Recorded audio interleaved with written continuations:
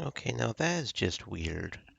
Okay, there it goes. I was going to say it was capturing just a second ago in the transition screen. This game can be weird about how it gets captured. I don't know. Okay. But we are capturing fine. Very, very good. Where is my VStream chat? VStream chat, pop on up. Thank you. Okay. Let's see. I think literally the only thing we have to do now is go to the Citadel and get ready to go fight the final area. Yeah. Let's do it. Loren and Queen Karen marched through the Citadel's gates, prepared to announce that they had completed the two tasks. However, Briza interrupted their arrival. Majesties, do not tread further. Why not? Briza looked over her shoulder. Amazons laid on furs outside in the plaza, coughing and groaning as healers tended to them. What happened here? It is a plague, your highness. I beg of you, do not enter the citadel, or you will fall ill as well. How did this happen? The Amazons have always been stronger than common sickness. Eleanor closed her eyes, recalling her previous mistress. She had fallen sick so quickly, and the healers were so unprepared that she succumbed to it. I cannot explain it. No medicine woman can. Every day, more and more of our sisters cannot rise in the morning.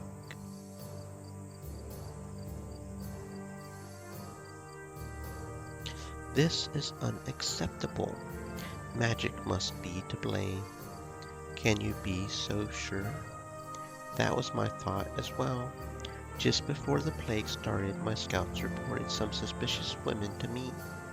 No one knew who they were or even recognized them.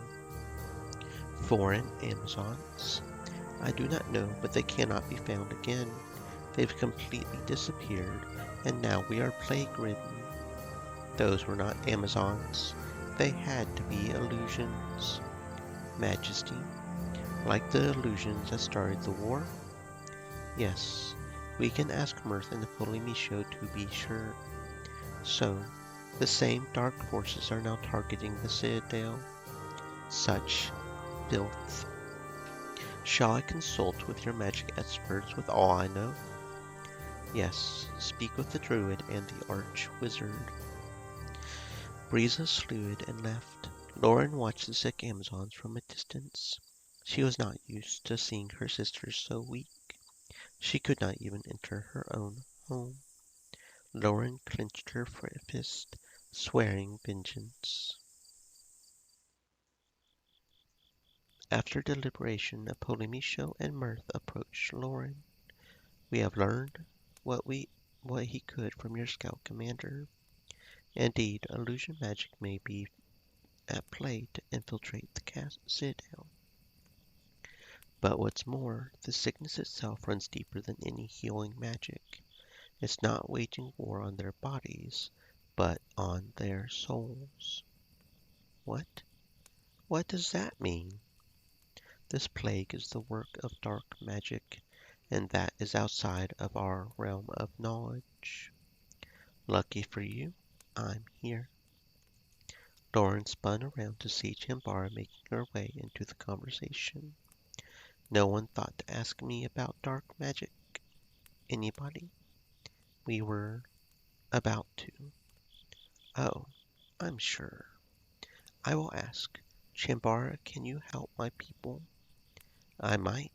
I'm pretty good at making potions that cure this sort of stuff, but my potion book is back at my house.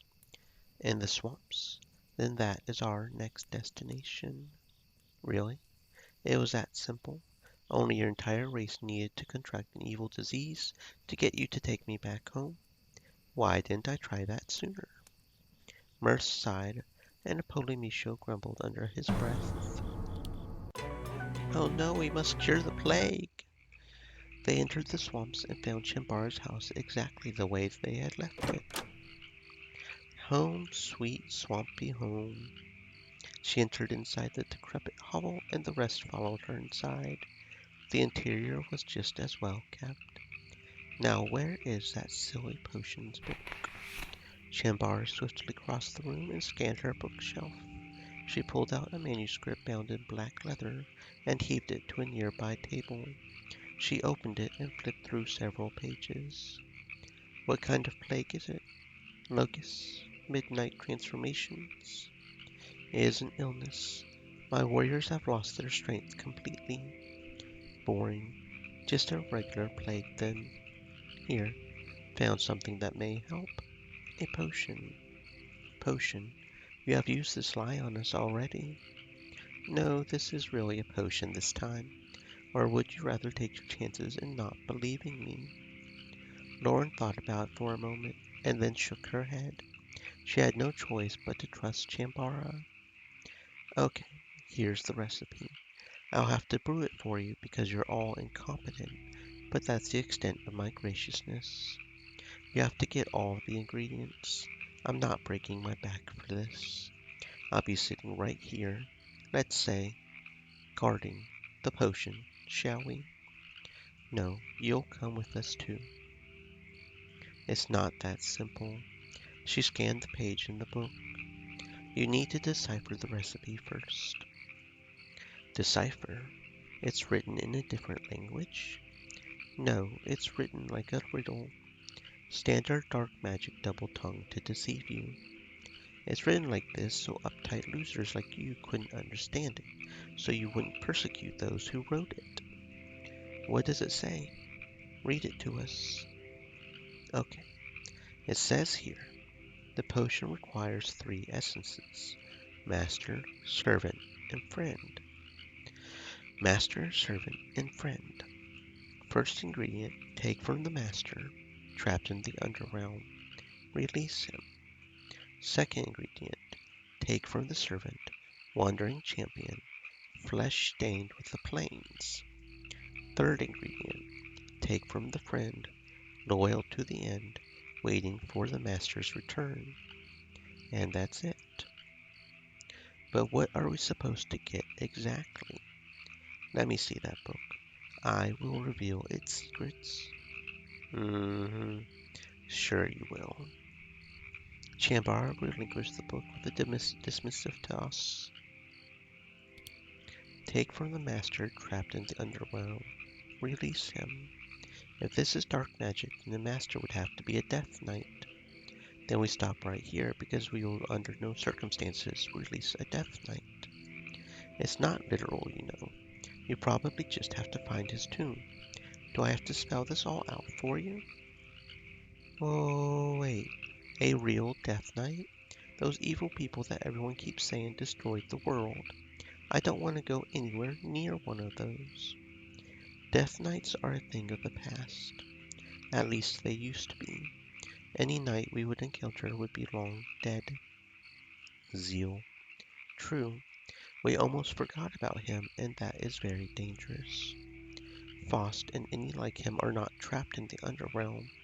Indeed, that is their very problem. Any master we seek would not be wandering our plains. We seek the bones of the dead.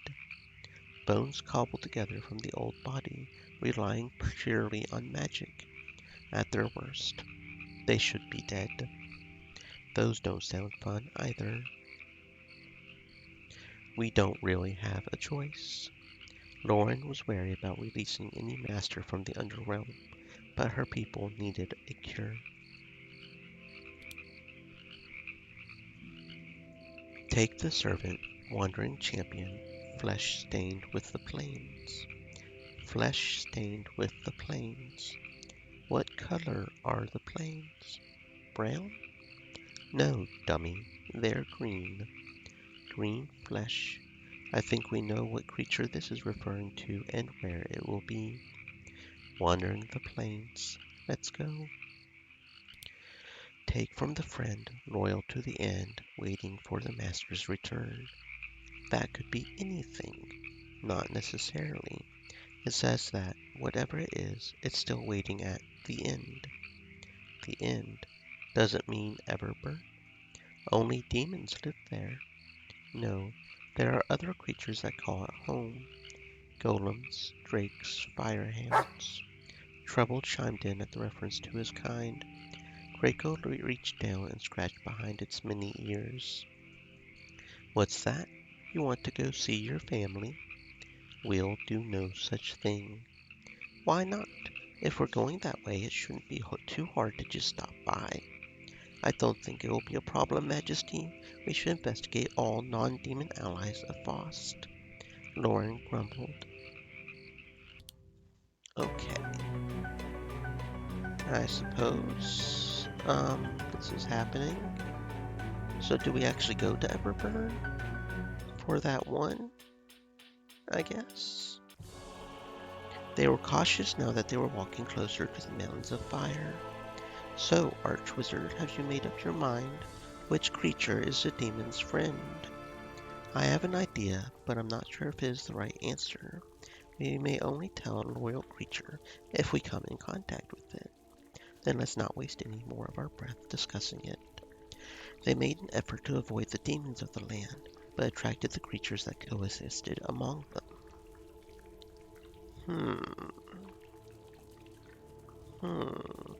I'm guessing the Infernal Hounds. I mean, that just makes sense, right? A dog is everybody's best friend, not just man's, demons too. A fire dog howled, signaling the whole pack to protect their territory. Even Trouble found these hounds to be heinous. So I guess this isn't your family after all. I told you this was a waste of time.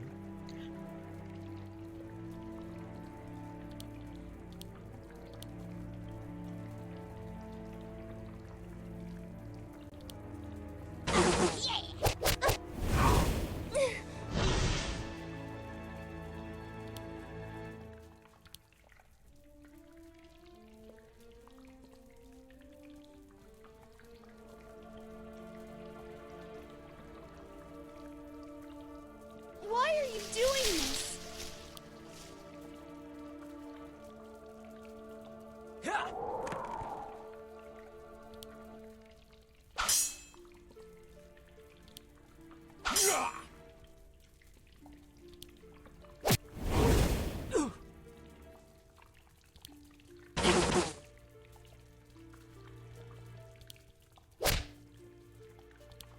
Now I'm mad!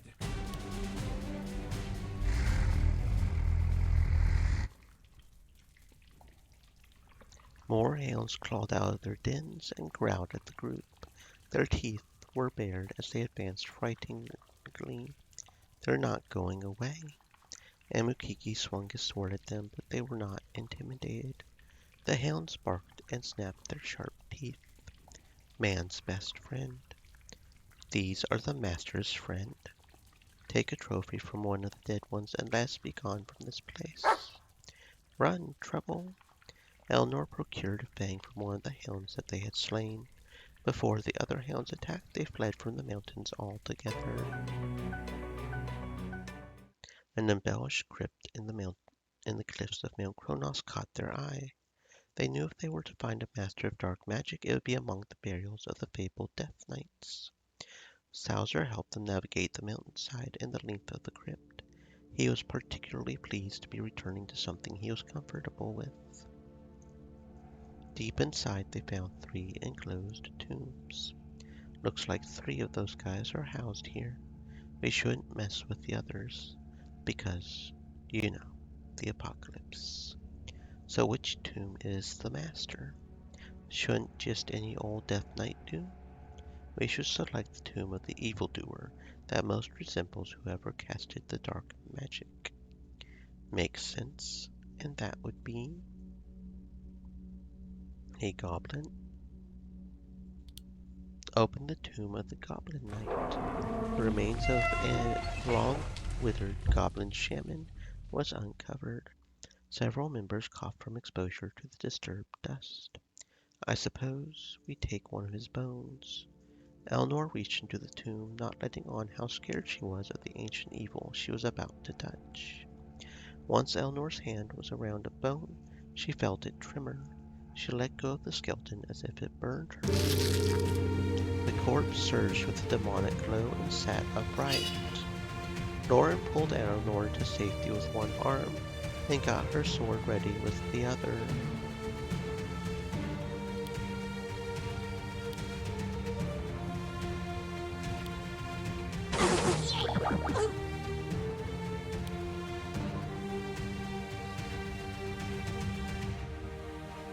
Harm no more.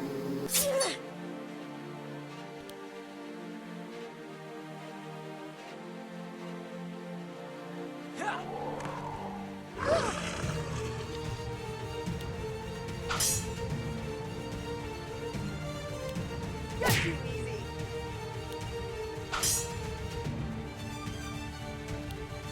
I showed you.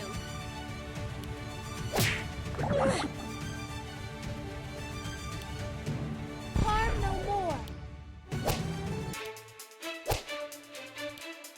Either I'm really good or they really weren't.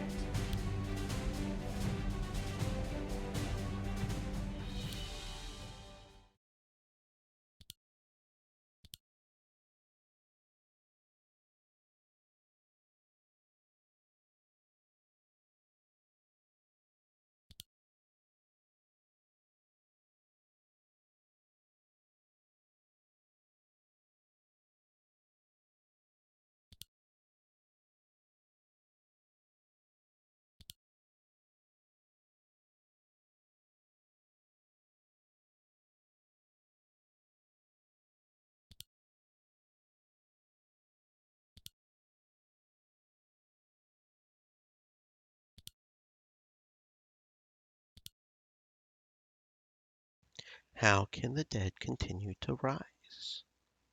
Because these dead are champions of death, and the underrealm is but a vacation. Perhaps this knight was merely waiting for a reason to return, or for us to open up his prison cell. They looked at the heavy stone slab they had pushed out of the way to uncover the tomb. I vote we put everything back exactly the way we found it. I second the motion. They replaced all the precautions to keep the skeleton sealed away from the world and exited the tomb. There are multiple planes here that we can go to. I don't know which one we necessarily have to go to. They searched for a wandering champion. Perhaps they are not. Mirth was interrupted by the sound of a stampede. A herd of deer moved quickly through the grass, escaping for their lives. Behind the herd was a green creature riding on top of a wolf. The mount snapped at the deer hungrily with the encouragement of his cackling rider. Several unmounted goblins desperately tried to keep up. That's interesting. Can we kill it? That must be the wandering champion. He is a goblin, so it fits. Then let's make this quick. Loren slid out both of her swords and braced herself. She let out a war cry, attracting the attention of the goblins. The deer pounded away in relief as the goblins took the bait. The mounted goblin charged right for Loren before noticing the other party members. When he did, he slowed down just enough for his minions to catch up. Loren did not give them a chance to retreat.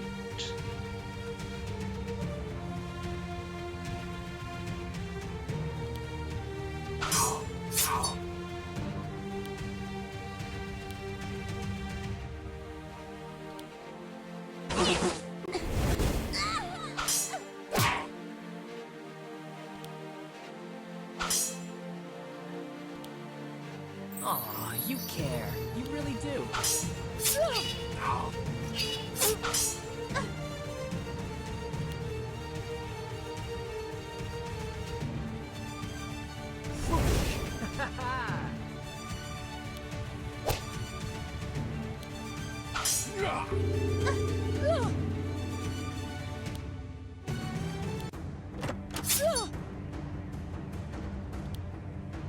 Thank you.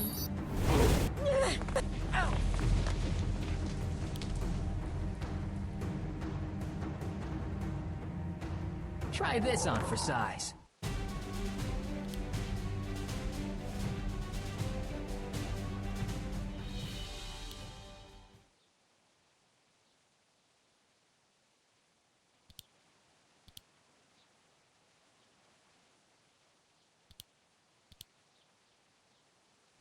That was a champion, all right. We need its essence. Its heart? What? I'm not taking any chances. We'll take its black heart with us. Eleanor. Eleanor nodded and prepared her short knife. It's done, ma'am. Good. Let's hurry before time runs out on my people. I didn't think we would get the ingredients so fast, especially considering I wasn't much help. You weren't helping on purpose? I was going to eventually. Put the stuff on the table. Eleanor laid out the bone of the Death Knight, the heart of the Goblin Champion, and the fang of an Inferno Hound on the table. You figured out how to read dark magic recipes. It took me a while to learn. Champara seemed genuinely impressed at the speed and accuracy of the group's combined knowledge. Okay then, I'll just plop these in and give it a stir and it should be ready. Now don't look directly at it, it'll sting your eyes. Loren sat on the edge of her seat, impatient for the potion to be done. There, it's done. Take it and get out of my house. You're still coming with us. Blast it.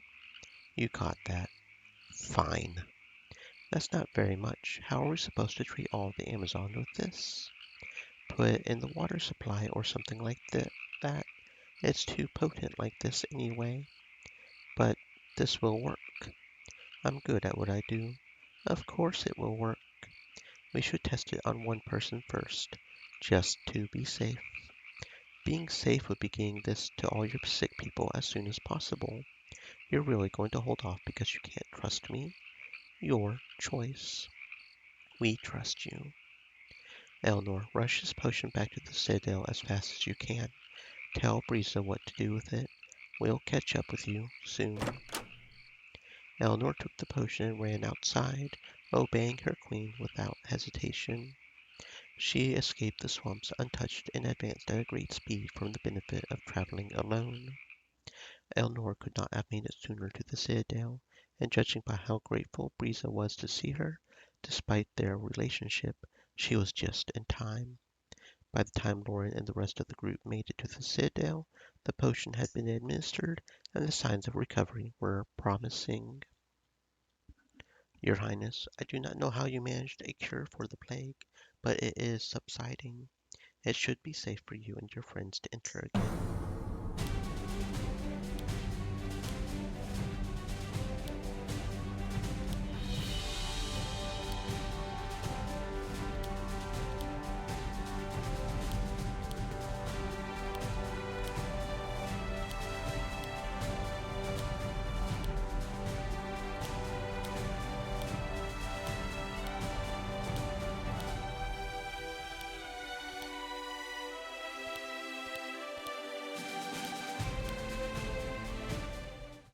All the Amazons are well. Not well, Your Grace, but getting better. It will still take some time for them all to fully recover. But what about the war? We need our troops to march on Everburn. Loren, do not rush the recovery process. You need your sisters at their best. The war may have to wait. But for how long am I to wait? We'll follow you whenever you command, Your Majesty. Loren frowned, knowing that she could not ask the alien to fight for her so soon. Arrival. Generals from the Empire. General Samael and Astran entered the Citadel and greeted Loren. You're here, and looking none the worse for wear. We heard the Amazons had gotten sick. Did you need aid? We can send you our doctors. Thank you, General. We have dealt with the problem, and we are now recovering. Great, because I've come to announce that the Blasted Council has finally gotten off their high horse. The city of Horus put a lot of pressure on the council. It was my testimony that sealed it. They've allowed me the power to grant someone the role of Supreme Commander of our army. I wonder who that will be. Yes, I'm here on behalf of the Empire to allow you the highest authority over my and Ashtran's forces. Use them well. I will. And the elves? The elven ambassador visited while you were out, Majesties. He gave me this. Breeza retrieved the one covered in leaves with a jewel at the end.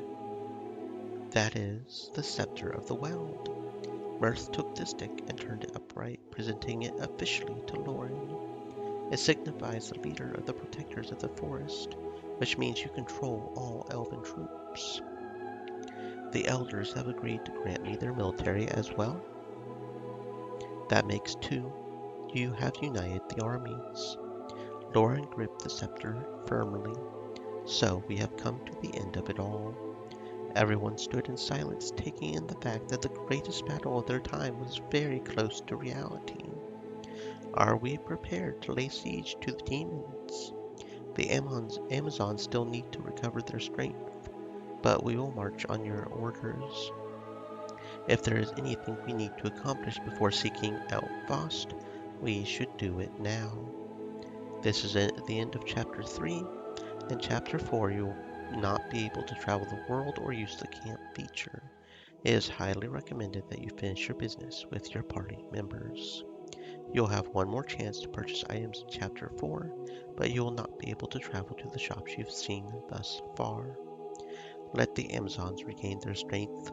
In the meantime, I will complete what is left to be done. Yes, Your Grace. I will be here awaiting your orders. To advance to Chapter 4, speak with Breeza in the Citadel's castle. I guess I should go ahead and double check these shops one last time. Make sure there's not a better weapon or armor. That would probably be a good idea.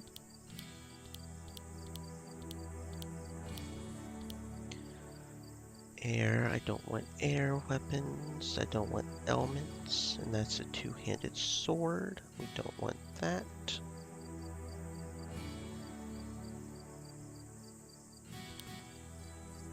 That fine broadsword is not that good.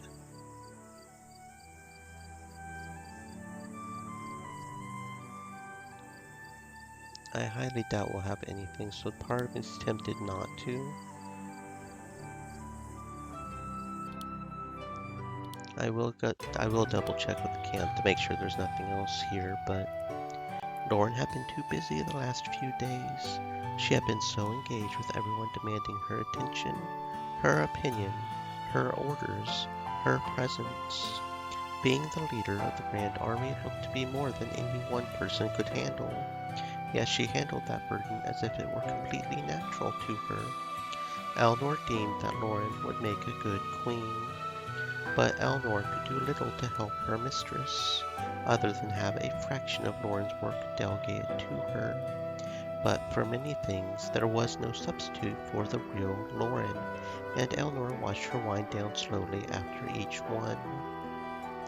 No one dared remark on the dark bags forming under Loren's eyes, but to Elnor, it was painful to see her once beautiful face laden with such exhaustion.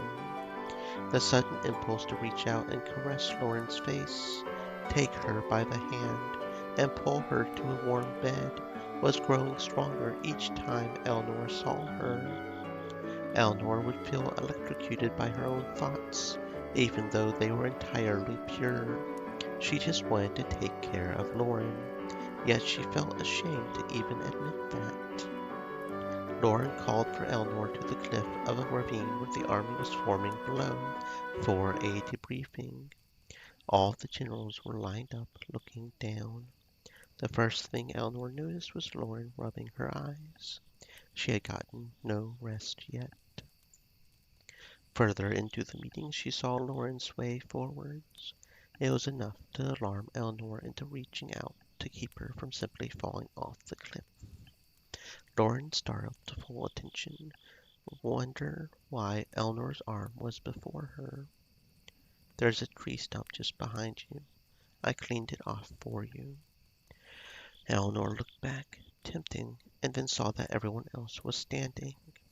Don't be ridiculous.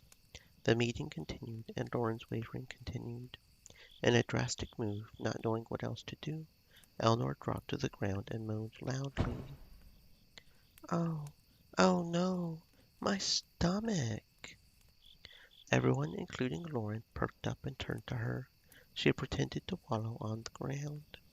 I feel as if I'm dying. Eleanor, you're hurt. Get her to a doctor immediately. No one is allowed to die in my debriefings. Before Eleanor could stand to fake a limp or similar, she was hoisted into the air by Loren, carrying her in her arms. But she could not object, since she was feigning illness. Loren quickly rushed her to a medical tent, and her brain rushed wildly, trying to think if she should continue the act or confess to Loren. But considering how seriously she was taking this, it was probably too late for her not to be mad. So Eleanor allowed Loren to enter her into medical care. The doctor approached her and started questioning her about her stomach problems, prodding her indelicately. Loren stood next to her, invested in what the doctor had to say. Eleanor was completely surprised by this behavior. She had not expected Loren to be so concerned with her health. The doctor, however, was obviously suspicious of Eleanor's lies, but Loren's intimidating look forced him to complete the diagnosis as usual. While the doctor was gone, Loren finally treated herself to the seat next to Eleanor.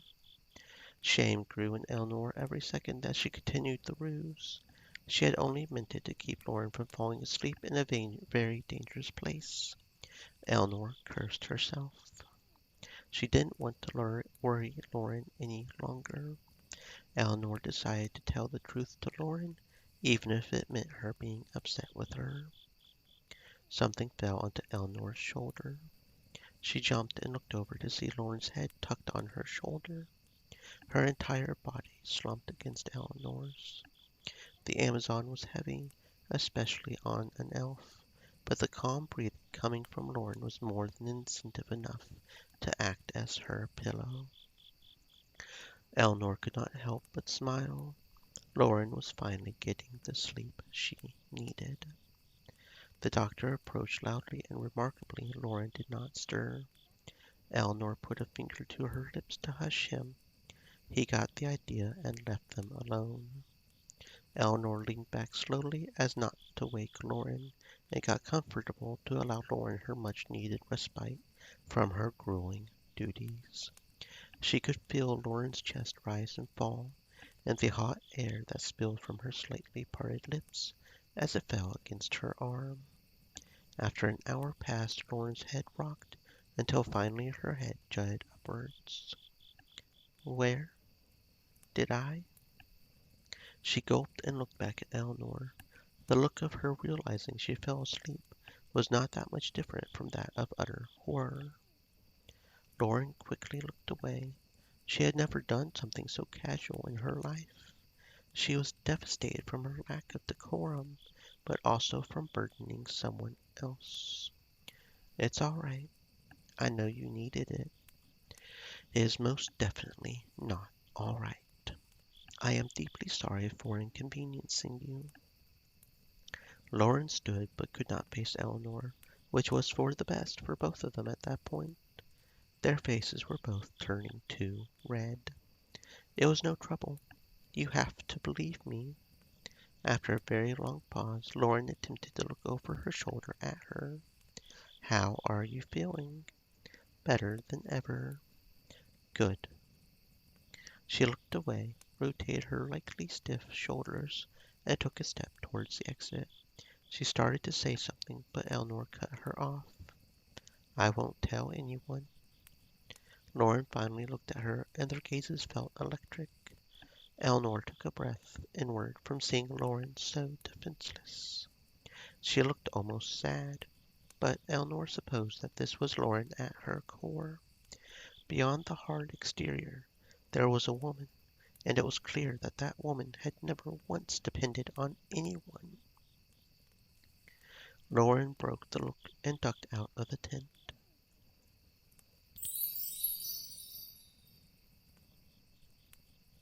I told you before that I had sinned, and that I was repenting, right? Yes. I am willing to share to you what that was now. Eleanor leaned in on bended ear. I was once a common bandit. I was young and fell into the wrong crowd just to get food for my family. But that was not my greatest sin. My thieving lifestyle hurt my family more than it helped in the end. My sister was a very intelligent woman. She was granted access to a wizard's academy in Horace. The tuition was steep. I pocketed extra money on my jobs, but the gang found out. I begged for my life in every way I could think, which I'm sure included many lies. I had informed them of my family's move to a new city as a reason to live. They spared me, but my sister's caravan never reached Horace, and so that is why I decided to pursue a life of honesty. And it's why you still don't feel atoned. Your sins were too personal. It will not be a bad thing if I never feel at peace, because I do not deserve to.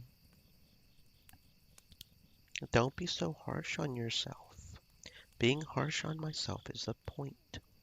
I don't want to act like I know more about your crazy, hokey religion, but I'm pretty sure feeling bad is not the point of it. Wasn't it about seeing reality?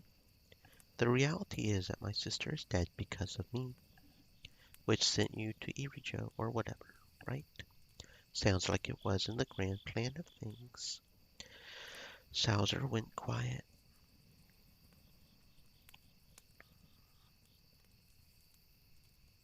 Any news on the liberation of the Dark Elves? Mesfit was silent for a while. I have heard that the elders are in talks with my father. Only through intermediaries, however. He is still not allowed to enter the forest. But why not? Mirth can prove that he is harmless. I am quickly finding out who holds the real power in the forest. The druids may own the trees, but the elders own everything in between. But if they are deliberating, then that's progress. Is some progress. Is being optimistic physically painful for you? I will relax my ire the moment my people can live amongst the forest elves and be treated no different. That may take hundreds of years. This upset Mesfit, but he did not shout. I'm also becoming more aware of that. It is unfair, and I will fight it every step of the way. But if that is the only way, then I will walk that path with my brothers and sisters. We have been 1,000 years ostracized. I hope it does not take 1,000 more to erase that. Mirth is doing what she can. I believe it will be much less. But even still, Mesfit, you will never be able to live in the forest. You are part demon. I've come to terms with my fate. I am fighting for my kin only. That is enough. What will you do if the Dark Elves are allowed back in the forest, and they all leave you behind in the desert? Not all will go. Really. But I thought that was the point. The point is the choice. We were cut off from our homeland. If the forest is opened back up to us, then we will finally choose for ourselves how we may live. I know already that many Dark Elves will remain in the desert. What about your father?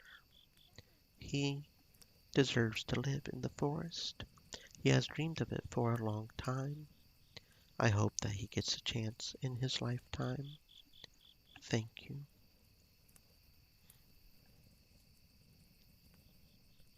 Chambara smirked and looked Eleanor up and down. What now? I think it's cute how you think you can ignore me. I'm not ignoring you. Maybe that was the wrong word for it. Intimidate me, maybe? Do you have a point, or is this a new way to mess with my mind? It won't work. That's all I'm saying. You can prance around with all the gladiators and elves and queens and princesses in the world. It won't matter. Eleanor began to flush. Chambara was getting too personal. What does it have to do with you? Maybe nothing. Maybe everything. Chambara turned away abruptly and left Eleanor. Was this her way of saying she was jealous? Chambara, what do you think you'll do once this is all over? Anything I want to. Why, in the free world, I could set up shop in Everburn itself, or perhaps start a bakery in Horace. Maybe I could be a slave in the citadel next to you. So this is a joke to you. Of course that's a joke. What have I been wanting to do since you snatched me from the swamps? I've wanted to go back to my hut. Chambara shifted and looked Eleanor dead in the eye. Why do you want to know? Well, I... Eleanor's throat suddenly became very dry, staring into the depths of Chambara's dark eyes. You are so independent, but I have been dependent my whole life. If I knew more about your life outside of war, I could see that would a life I'm interested in. A slow smile curled on the witch's lips. I see you are a lost soul in need of guidance. You've gotten too used to the strict instruction of your Amazons. Don't worry, you would transition very nicely with me. You would teach me? Chambara looked at Eleanor extensively. Yes, you would do nicely. It's a shame you're only a healer. I'll teach you everything if you're willing. I am. Eager. I like that.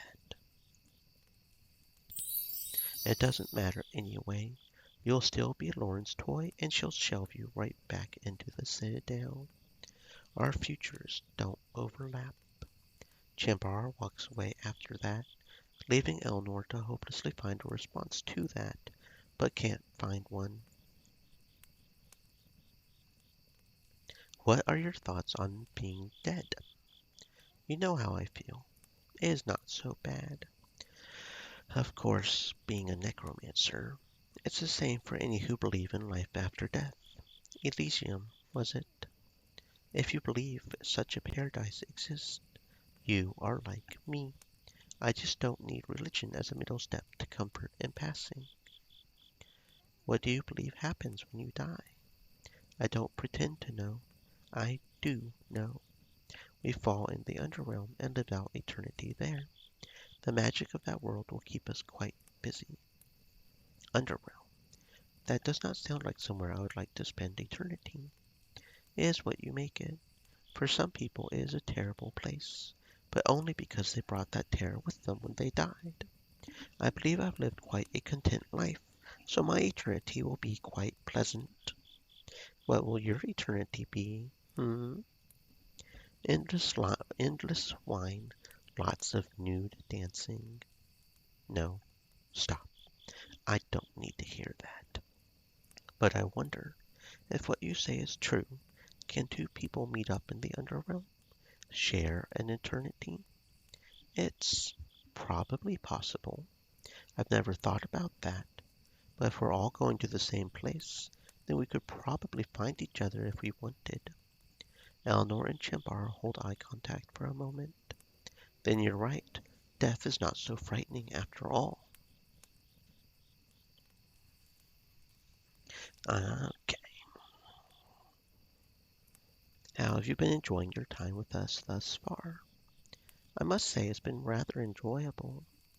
At first, I thought this excursion would be like my mercenary work in the past, walking long distances and shooing away the vermin that steps in our way.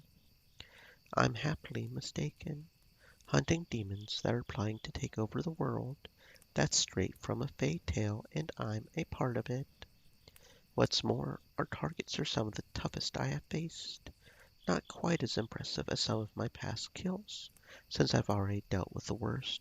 What more can you expect? You've dealt with stronger foes, maybe a few. So, yes, I am quite satisfied with our hunting. Though we could stand for some longer breaks in between kills. A little rest and recuperation goes a long way. We already take many breaks at camp. I'm referring to inns in the city. Soft beds, professional food, fresh company. Fresh company. Eleanor's face dropped, knowing he likely meant women. Ray picked up on her disapproval. That did come out rather wrong, didn't it? I don't blame you. I've painted myself this way.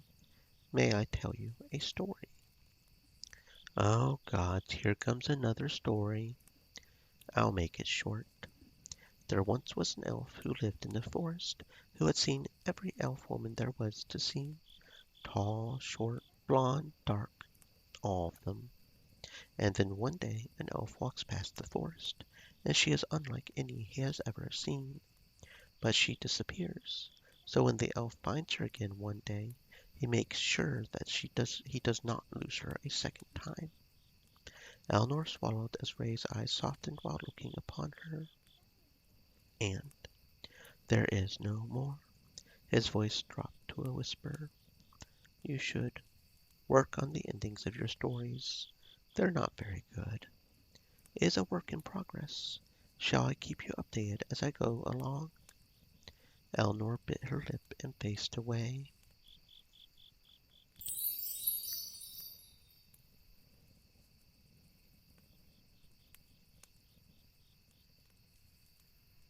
How could dark magic befall the Amazons? Ma'am, I am speaking to myself. I apologize. You do that too, huh? This is the first time I have seen the Amazons so vulnerable. The Citadel has always existed in isolation, and now that our gate opens regularly, we have opened ourselves to this sort of attack. I hope you don't reinstate isolationism again.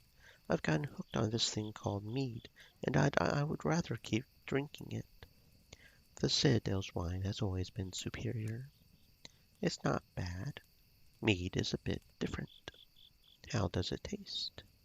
Awful. It's wonderful. I will bring you a mug next time. What will you do when the war is over? I am not sure what I will do. I'm not sure if I will even survive.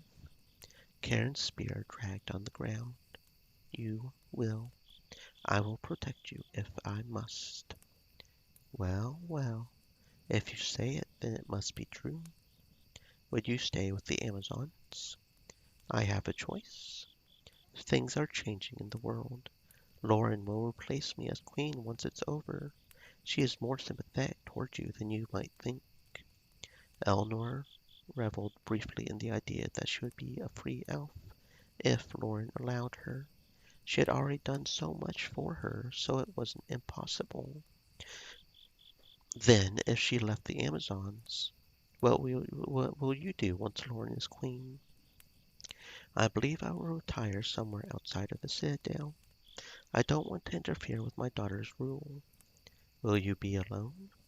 Perhaps. Maybe you won't mind a free servant to help you out. Are you suggesting that you would want to live alongside of me, Eleanor?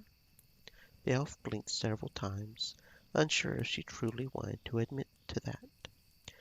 I want to stay with the Amazons. They are my family. And you have given me so much, so I want to repay you. You would indenture yourself to me for that. If you were free, wouldn't you seek a husband and create a real family?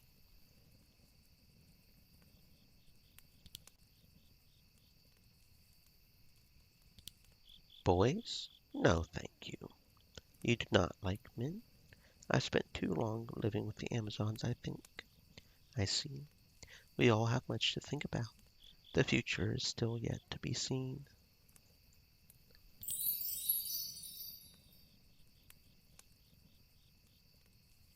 Eleanor? Mistress? Loren winced from being addressed as Eleanor's owner yet again. I am not your mistress any more. I am your commander. I am not getting the difference. Well, I'm not. We're companions, aren't we? I am here to serve you, Majesty. Loren frowned deeper.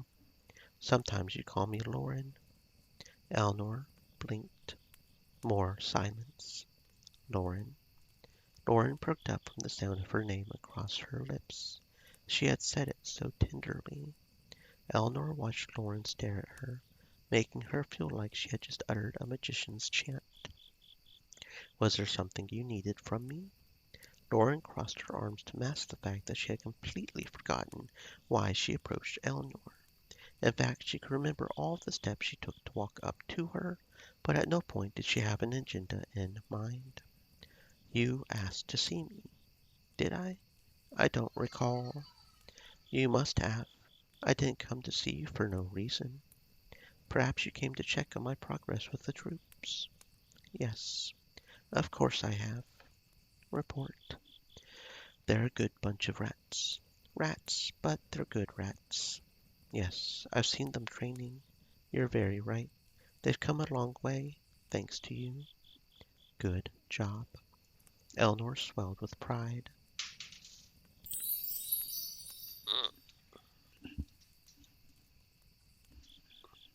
The citadel was so weak, the plague crippled us.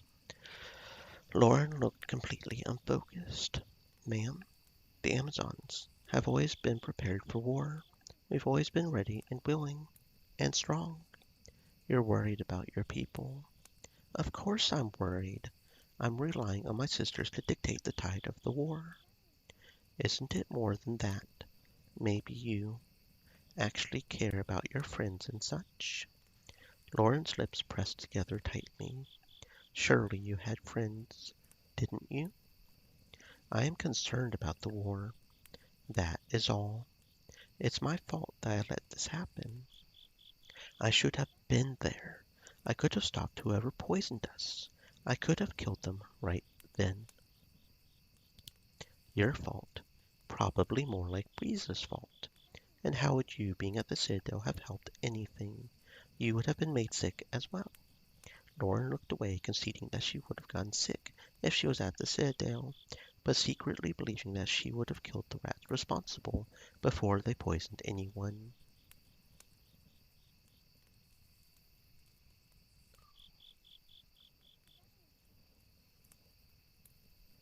How do you feel about being away from your clan? Amukiki took a deep breath before responding. I wish that I did not have to leave them. It does not feel good to be separated from your family. Yet you have lived well and with much glory. Not enough glory. You mean for the sword. That too. What did you originally mean? We were speaking of my clan. You thought that if you earned enough fame, your clan would take you back. Becoming the wielder of the Ember Blade may have redeemed me, but that is no longer an option. Eleanor saw Amukiki with fresh eyes. Before, she considered him just a brute with a lust for battle. Do you regret your decision that caused you to be exiled? I regret that it had to happen. I do not regret my decision. Even if you had the option of going back now to change your mind, you would not. I would not. But when I was not honored with the Ember Blade, my paths to return were not many. I was tempted to disband my honor. If you think you can return now, why don't you just do it? I do not know if I can. I'm afraid that I am no longer nomad. My culture has changed too much. I know what you mean. I don't think I can live anywhere that doesn't have proper latrines. It is more than that. Help me to understand. Why? With the question turned on Eleanor, she was made speechless. This is my burden, not yours. But I am like you. I was separated from my tribe as a child. As hard as I try being with the Amazons, I feel a hole inside me that they cannot fill. I, too, want so much to return to my tribe. No, I don't even ask for that anymore. I want only to know if they still exist. If I'm missed. Eleanor had not made their connection until that moment, but now he realized that they were both tribeless. Their devotion to Loren stemmed from the same desire. Amukiki gave her an understanding look instead of words.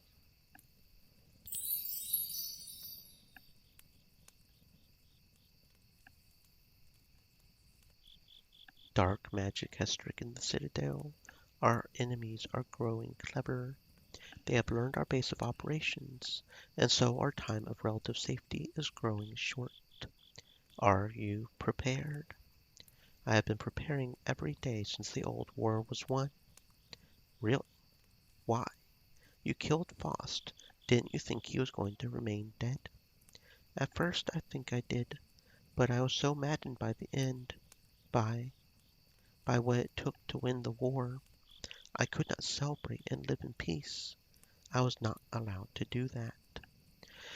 I spent the days after returning to Grimoire studying Kind in the realms. Days transformed into years, and now 40 years have passed.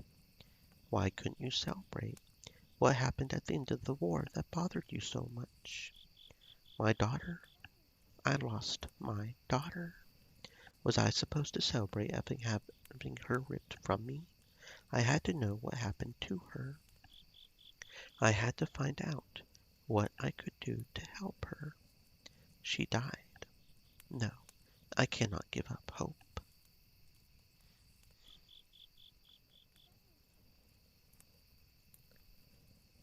Eleanor saw Dora sulking on a log by the fire. She was frowning so deeply she walked up to her. What's the matter? Dora snapped up straight and covered up something in her lap. Nothing? Right. And my name's Finkelstein Burpmeister. Um, okay. Promise not to tell anyone, okay? Dora uncovered her lap and revealed Ramos's family gemstone. Eleanor crossed her arms at how predictable she was. Don't be shocked, but this isn't mine. I... Yes. Ramos dropped it. Are you sure? He left it lying around. Dora. Okay, I stole it. She hunched over, realizing how loud she shouted that. Fair and square. I see. And why do you look so sad? Feeling guilty? Is that what this is called? Guilt. Weird. So you feel bad from stealing this from Ramas? I do. She looked up at Eleanor with watering eyes, unlike she had ever seen her. I just can't help it.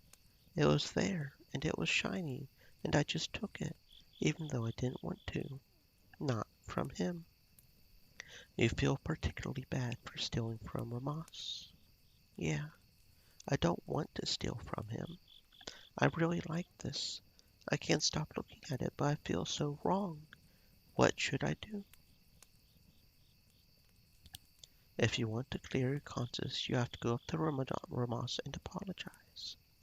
That's insane. I've never done that, ever. There's a first time for everything. You feel bad for taking it, don't you? I'm sure Ramas will be touched that you cared so much to return it. You think? I know. Well, I guess I should face him because this feeling is just awful and needs to go away soon. Dora hopped up, nodded to herself, and made her way over to Ramas. Eleanor smiled, hoping that Ramas would finally get the courage to say what was in his heart.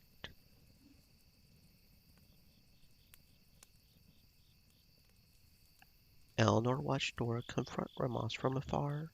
She was very reserved at first, shuffling her feet and hanging her head. Ramas, however, was blushing up a storm. Oh my god, these guys are so fucking cute. She held out the gem and he blushed more. Ramas looked as if he stammered with his words for a while, until he finally shouted loud enough for even Eleanor to hear. You're a really fine lady, and I think you're the best thing that could ever happen to me. Dora was stunned, staring back at him. She looked away bashfully and smiled, and then she giggled. She poked at his chest, and Ramas gulped. Eventually he smiled and looked unable to contain himself. Eleanor took this opportunity to walk to them. How are my two lovebirds? Buddy, Dora, she. Dora giggled and hid her face with the gem in her hands. Ramas planned this all along. He wanted me to find this because he's a super big softie. So cute indeed. Cute, she thinks I'm cute. Duh, I always thought you were a cutie dwarf. I think you're the prettiest. Dora giggled again. Eleanor was sure that they would make each other very happy. Thank you, Elf. Thank you for helping me finally come out and say it. I would have been such a fool to never say how I really felt about her. It would have been worse to have never known than to keep the blasted thing a secret. Did you want this back? No, it's yours. Please, keep the thing. I got it for you. Is this your family crest? Ramas stuck out his chest with pride. Yep. Wow, there's so many merits on it. You must be like royalty over there. They wish. They'll never rope me into that political hooey. It's just me, my axe, and my girl. Dora squeaked and threw her arms around Ramas and rubbed her nose against his. Eleanor backed off, knowing to give them their privacy. Aw, shucks a ducks. Yep, yep. Mm-hmm.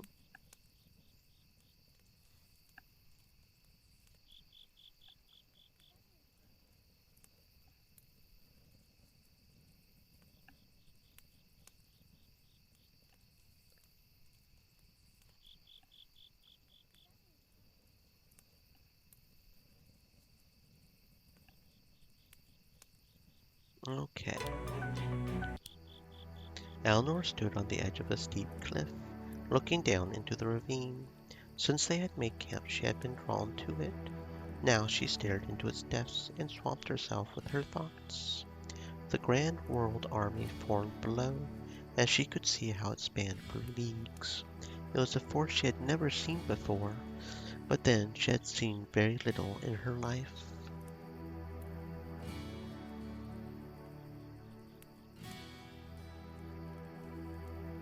Eleanor had hoped to see more before the end. If Everburn truly was the end, in her heart it felt like it would be. If it came down to it, she would easily sacrifice herself for the good of Erevorn. There was no question about it. The dirt was disturbed behind her, and she turned dully to see the figure of Himukiki standing not far behind her. Neither said a word to each other. Eleanor returned to look down at the army, but it was too late. Her thoughts were now about the gladiator. Silently, Himukiki stepped up beside her to share the view. The army is strong. We will win the war. I know. Himukiki faced her. Eleanor turned slightly in the opposite direction. Do you? With Loren, I am sure of it. Victory is sealed. He continued to stare at her as if he didn't completely believe her. Stop looking at me like that. He did not look away. The whole of the world may win, but not one victory is assured for any of us. We will all have our own individual battles out there, and we will have to face those alone. What is your battle? Eleanor focused on the small figures assembling below. I want a life that is my own, not anyone else's. I want to be a free elf, not an Amazon, not a slave. You are free, only as free as you. We're prisoners in our own culture, remember? I may not be a servant anymore, but I still belong to the Citadel. It is either return to that or death, she refused to say. I have wanted to return to my tribe ever since I was exiled. I wanted to fold when the Ember Blade rejected me and return a broken man. I was pledged to serve Princess Loren, end the war, and return to the south. That has all changed. It has changed because now I am truly a free man. Eleanor looked over and met Amukiki's gaze. Stream How? elements. Said, stay moist, my friends. Hydrate. I have stopped thinking with only my mind. It gave me many rules and obligations. It told me what I must do, not what I want to do. I must serve the princess. I must be the sword bearer. I must win tournaments. I must return to my tribe. You didn't want to do any of those things. Want was never a factor. I did what I needed to do, but I did not choose them freely. I must not want them. You spoke so highly of your nomad tribe, so I cannot believe that you don't want to return to them. That's what all this was about, wasn't it? Every tournament you won, all the honor and glory you tried to claim. You said it was to bring you back home. Home. Amukiki was mystified by the word, causing him to look off into the distance. Nomads don't have homes, do they? No, they do not. Good, because nothing will be left after Faust is done with Erevorn. We may worry about our future after the war. If we can. Elnor let out a long breath. Amukiki turned back to him. Get your sword and meet me in the sparring circle. The gladiator left sharply. Elnor looked at him as he walked away, insulted that he would give her an order, not a request. Elnor chuckled, clucked, shuffled, shook her head, opened her mouth to shout back a retort, closed it again, swallowed, and then finally just got her sword and met Amukiki in the sparring circle. At the very least, Elnor had hoped that he would be surprised to see that she showed up at all, but he wasn't. Amukiki was merely doing warm-ups and greeted her with no words. Just as wordlessly, they stood across from each other and prepared for a match. Because, in the end, he was right. Elnor needed this, not only to take her mind off of her thoughts, but to sharpen her skills. It wasn't about strength in battle or learning to dodge or parry. Elnor needed the confidence and heart to face what was to come. It was almost as if Amukiki knew how much of that she lacked as she initiated round after round of sparring, not stopping until the dead of night, not until they were ready to collapse of thirst and exhaustion. But their thoughts remained and nothing was solved. They both looked forlorn at each other as they caught their breath. Elnor began to ponder the distinction between obligation and desire, and if she wanted to continue to serve Loren, or if she wanted to remain at the Citadel. Amukiki drank deeply from a bowl of water, and then poured some on his fresh wounds. Instinctively, Elnor stepped forward to heal him with her magic. She placed a hand on Amukiki's arm, causing him to close his eyes. Before she could summon magic, the gladiator's hand was on top of her hand. The touch almost froze time. But it didn't, and Amukiki pulled Elnor's hand from him. Give me these scars. I want them. Elnor parted her lips to question him, but all they managed to do was trade long looks. Amukiki's hand was coarse against her own, yet it wasn't an unpleasant. Elnor's exhaustion was replaced by a deep burning in the pit of her stomach. Eventually, Amukiki let go of her hand and broke away in silence. What Amukiki really wanted from life seemed even more a mystery, but now one that Elnor needed to find out more than ever.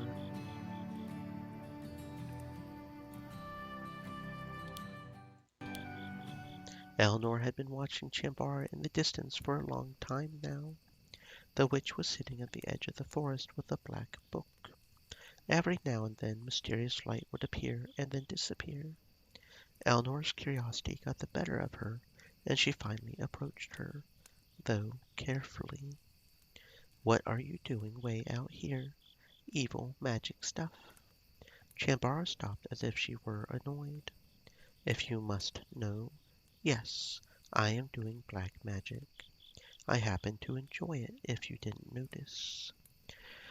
What are you doing? We have the right to know. You don't need to worry. I won't summon demons or change someone into a toad. What you're doing is forbidden. Just a silly rule. Because it's dangerous. Just because it's feared doesn't mean it's... Chambara stopped speaking and her eyes widened. Chambara? She doubled over and continued to stare blankly ahead of her. She wasn't breathing. Chambara?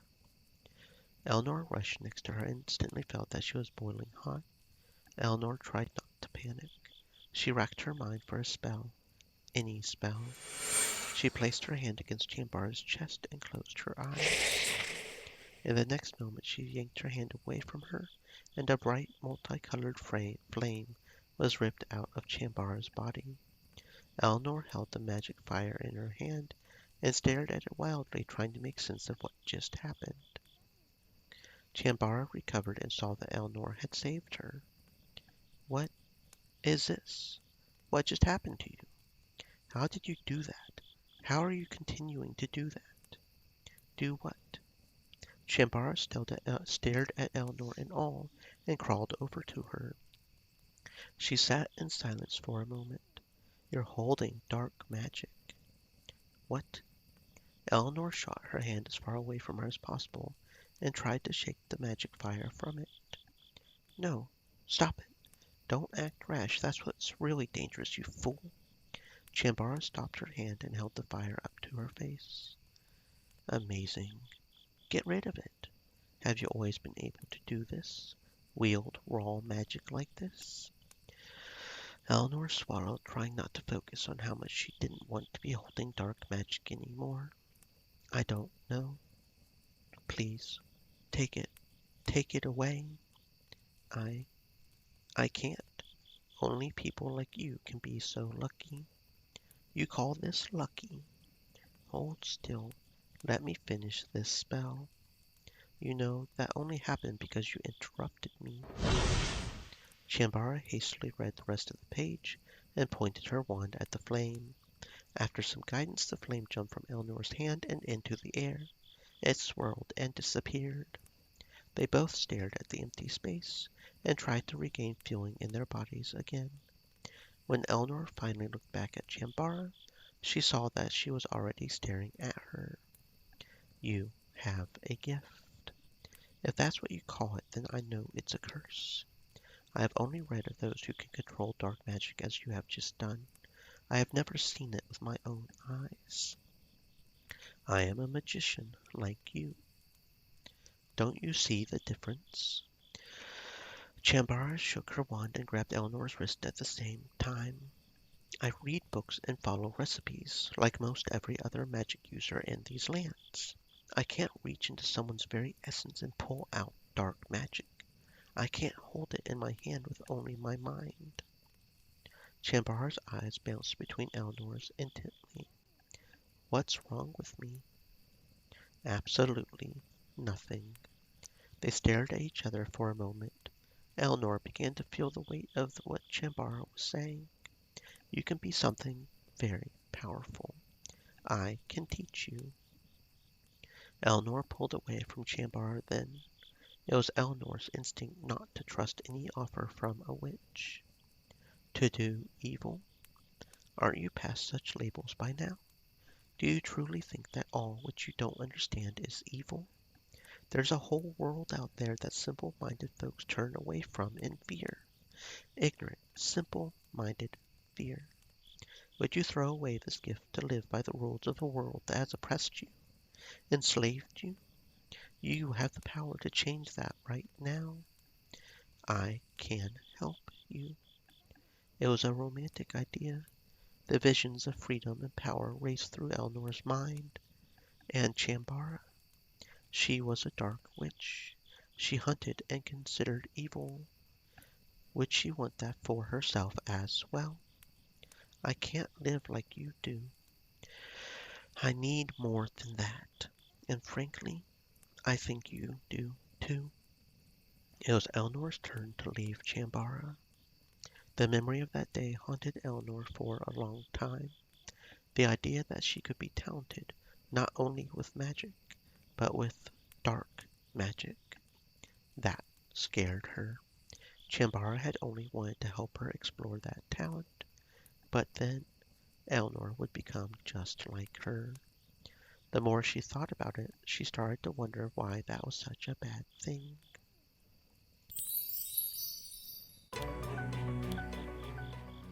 Eleanor saw that Mirth was distressed as she walked around the edge of the camp. What are you looking for? The Dark Witch. Chambara? She's gone? I always try to keep an eye on her, but this time I fear she has gotten away. For good? I do not know. It worries me when I do not know where she is. Eleanor had already made up her mind to find Chambara.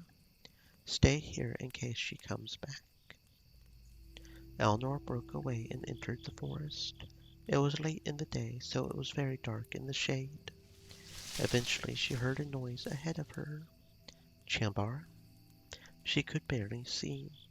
The noise moved again, and she heard faint laughter from a woman. She was sure it was her, but Eleanor couldn't see her. What are you doing out here? Chambara? Come to find me, have you? I knew you would. You simply can't leave me alone. Her laughter was now behind Eleanor. She spun around. A glint of light caught her attention. Chambara's eyes glistened in the shadows. I see you now. Come out. No. Come get me. Eleanor didn't understand why she was playing games with her. Were you trying to escape back to the swamps? I thought you agreed to stay. Come get me, Eleanor. She purred at her a second time. Eleanor sighed and advanced into the darkness, focusing on the witch's eyes. Eleanor stumbled forward in blindness and tried to feel for the tree she knew was there. Cham. She found a warm body instead of a tree trunk. The pair of eyes she was supposed to be watching were suddenly right in front of her. Bara? Eleanor was holding Chambara against the tree in a moment of disbelief. She had tricked her into this position. Very good. I think I like you very much. Her words fell against her face. Eleanor swallowed and tried to pull back, but Chambara closed any gap she formed. Have you gone mad? Don't be so harsh on yourself. Why did you come all the way out here? I wanted to see what would happen. I'm very happy you came, instead of that uppity druid. Chambara's hand slid up the side of Eleanor's arm, making her shiver. Whoa. Okay, so you are very close still. I can be even closer.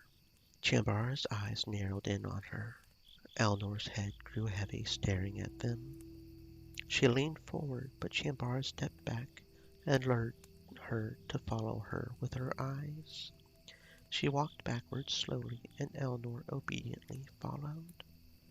Chambara was the only thing that Eleanor could see. This way, she called. Eleanor obeyed. No, stop. Chambara was knocked out of Eleanor's view, but she could hear her laughter. Eleanor, shake from her spell. Eleanor blinked and looked around. Chambara was smiling only a few paces away. Mirth stood in front of Eleanor, blocking her from a dangerous cliff. I wasn't actually going to do it. I was only playing with her. What just happened? She bewitched you. It was very easy. I think she secretly desires me. You did what? It was a joke. I wasn't going to do anything. Don't believe her. I caught her in time, so now she's lying to save herself. No, you simply ruined my joke. After that encounter with the succubus, it looks like you need some training in bewitchment.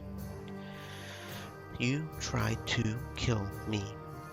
If I wanted to kill any of you, I wouldn't waste my time with anything as tedious as this. Besides, why would I want to kill you before I've had any fun with you? I'm not some toy, but you're so fun. We will take you to Loren for judgment. I will request the highest punishment.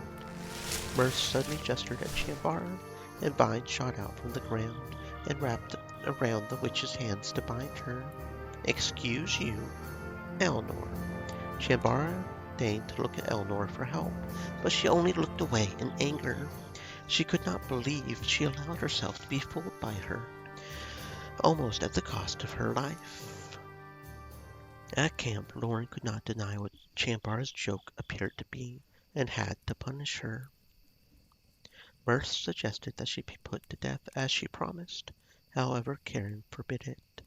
Karen gave Chambara this one reprieve after having helped Loren find her in the Chizulu temple, and after warning them about the war. She knew that Chambara was not seeking to kill them.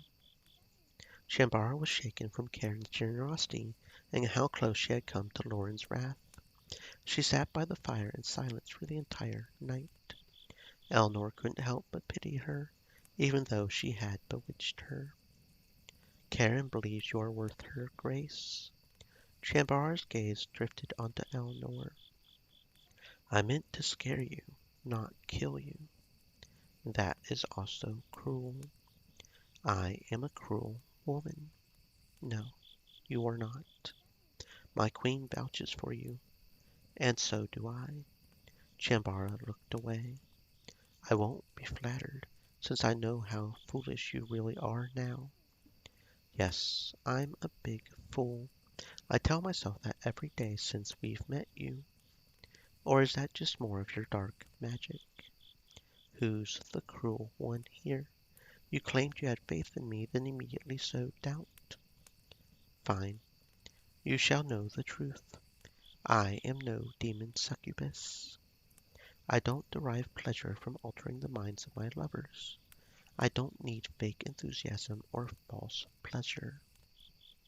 I have never once used dark magic to play with anyone's hearts, black or otherwise, because I don't even know how. It's not easy to do that to someone. Who would have thought that Tender Organ was such a hard lock to pick? So anything you felt, well, that was all you, girlie. Happy now? Chambara darted away from the campfire. Eleanor stood like the fool that she was next to the fire, realizing that Chambara was probably telling the truth. She was too proud a woman to admit there was some magic she still couldn't master.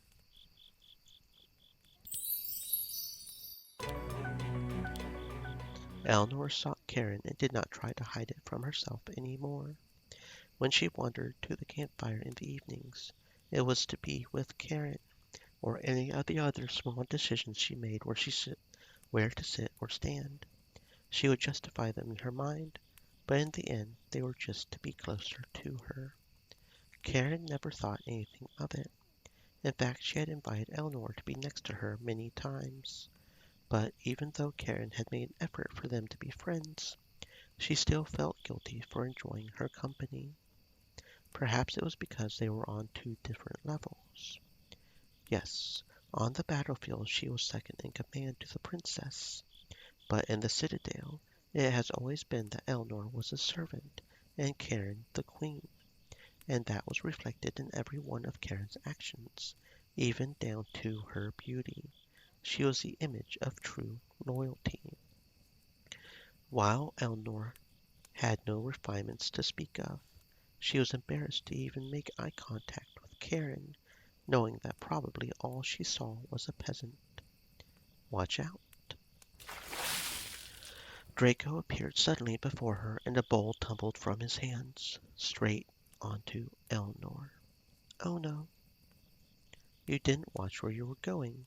Now the porridge is ruined. Eleanor was frozen from the unpleasant feeling of porridge slipping down her front. Draco made the matter worse by trying to slap it away. Great. This is just perfect. I am so incredibly sorry. I was in a rush and I'm all right. Really. I just need to clean up. What happened here? Eleanor gritted her teeth at the sound of the one person who she didn't want to see her right now. Everyone slowly turned to Karen, expecting what would have been a scolding if she had been Loren. Instead, Karen looked half amused. She even looked like she was trying not to laugh from seeing Eleanor. Fine new outfit. Is that what all the elves are wearing these days? Everyone chuckled, diffusing the tension, but nothing could help quell Eleanor's blushing. Is there a cloth? Cloth. To clean her up. I can manage myself, your highness. Dora yanked the rag from her shoulder and handed it to Karen before jumping up and socking Draco in the shoulder. You dummy. Now what are we going to eat? She dragged him off as Karen approached Eleanor with the cloth. She instantly grew nervous, trying to wipe off everything before Karen reached her. Use this. Fortunately, Karen only handed her the rag, and Eleanor had to face the guilt of what her own imagination had concocted. She cleaned herself up quickly while Karen's eyes seemed to burn her almost as much as the heat in her cheeks. I always seem to find you in unusual circumstances. Really? You must live a rather exciting life, don't you think? Exciting. Karen reached out to her unexpectedly, running her finger down Eleanor's upper arm. The elf shivered and almost lost her vision. When she regained focus, she saw Karen put the same finger in her mouth. She pulled it out and smacked her lips. Porridge. It is always porridge with those two. I wish I could find it half as delicious as they do. Eleanor was at a lack for words, however, so her mouth just hung open. I have another outfit in my tent, if you would like a proper change of clothes. The word tent echoed in Eleanor's mind, and it felt like every bone in her face turned to solid stone. She managed to shake her head vigorously. Her thoughts had been running wild with her again, and they were definitely inappropriate. Karen was a queen. She was a servant. No, thank you. I'm sorry. For once, Eleanor could not stand being so near Karen, and she rushed away quickly. She retreated to her tent, the temperature now boiling hot wherever she went. She would calm down in time, but it was not an easy task. Eleanor? She was surprised to hear Loren of all people. I'm a little busy. Loren stepped inside and held a mound of fabric. Mother told me to give you these. I don't know what for, and I don't care. Eleanor could see that it was actually a finely made mantle, one straight from Karen's collection. It was clothing made for loyalty. Take them from me. Don't mind if I do. The Queen's clothes transferred to Eleanor's hands, but even after Loren left, she was stupefied. She couldn't wear such luxurious clothes in public. It probably didn't even fit. But she eventually reasoned with herself and told herself not to make Karen's gesture in vain. Eleanor tried on the fur mantle and felt her eyes water just from the beauty of it. Even the smell, it was just like her. She drank it in and whirled in a circle. She imagined herself on the Amazon royal court, not a servant in the hall, but as a real noble, born from rich blood. The royal concubines were always known for wearing the most beautiful outfits of all. Eleanor halted her thinking at the concept of the Queen's concubines. Karen probably had many, hundreds even. She shook her head and laughed at the idea of an elf in the royal hall. Eleanor took off Karen's mantle and folded it neatly back the way it came. Her eyes lingered on it, but she knew that she was never made for such fine things. Perhaps Karen should have never given it to her, as it tortured her dreams too much. But she couldn't genuinely wish it had never been brought to her, as she ran her hand over the soft fur. She had never wanted anything more in her whole life than to belong in that mantle, next to her queen. Eleanor was sitting and chatting with Karen by the campfire. They were very comfortable around each other lately, forgetting that their titles, because they were so far from home. Karen brushed the hair out of Eleanor's eyes with a soft smile. Mother. Both Eleanor and Karen jumped and looked behind them to see Loren, dumbfounded by what she was seeing. Are you really doing this to me? Karen sighed and looked away. but Eleanor was too scared to move. You know I am weak. Loren jumped at her mother aggressively. Eleanor hopped up and away, starting to understand what this was about. Her. You knew that I. Loren kept flashing a look over at Eleanor, unable to complete what she was going to say. Loren, you're so selfish. I put my life and my title on the line to save you. And why? Because you couldn't help yourself back then either. Had to run off with your servant then too. You'll not speak that way about him or Eleanor. I spent all this time trying to come to terms with you loving a man, but now I see you just have a fetish for your slaves. Karen's arm shot out and grabbed Loren. She wrenched her daughter to the ground with a loud yelp, cutting Loren's tirade short.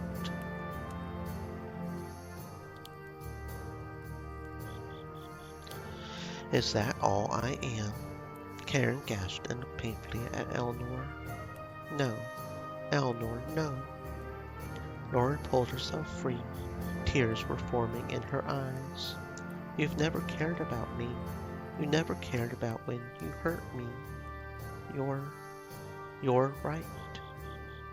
Karen took several steps back, searching within herself. I have never been a good mother to you. I am so sorry. Karen whispered her last words and quickly fled from the campsite.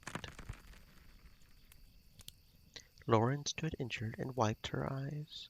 She noticed Eleanor was looking at her, so she spun around, trying to stop the tears from flowing.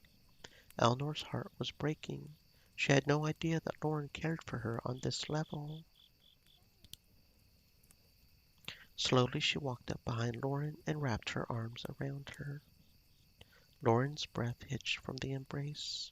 They stood there hugging for a long moment until Loren wriggled out of Eleanor's arms and stalked off into her tent. Eleanor at least hoped that Loren understood where her heart truly lay.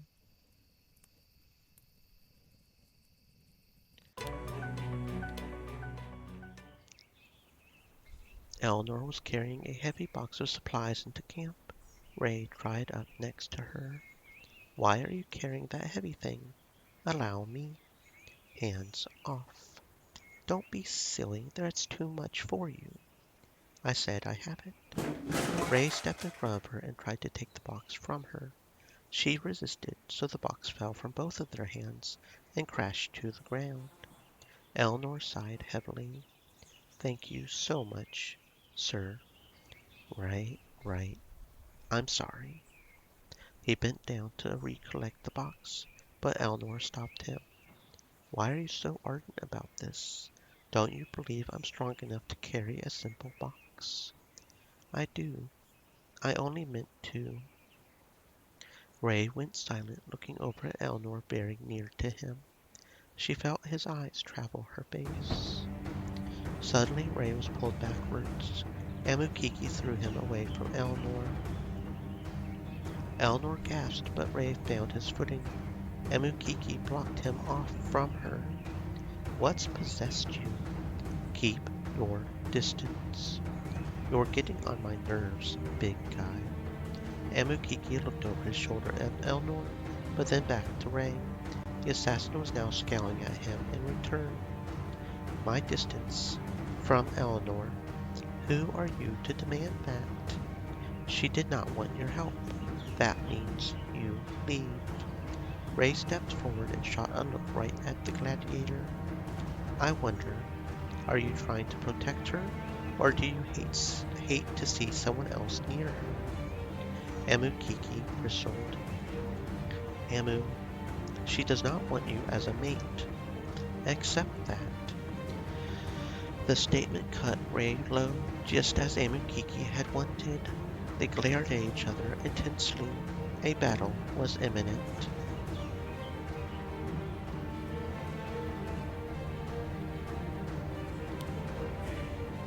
Eleanor pulled at Amukiki's arm as hard as she could before wheeling around to stand between him and Ray.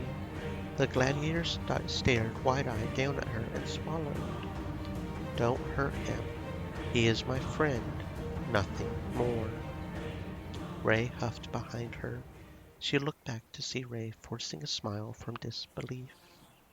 I didn't expect that to hurt so much. His smile dropped and he started to turn away.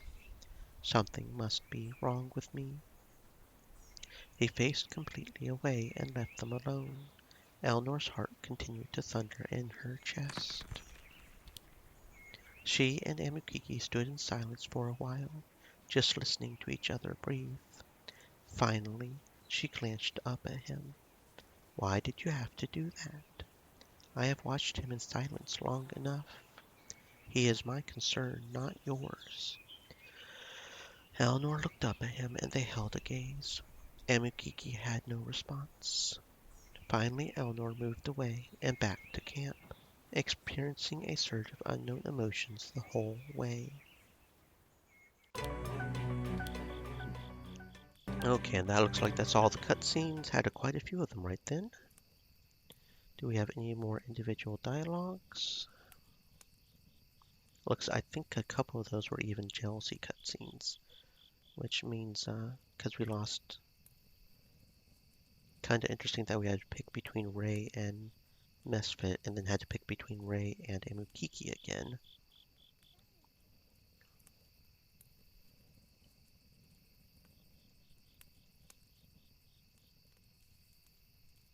I think that's all of them.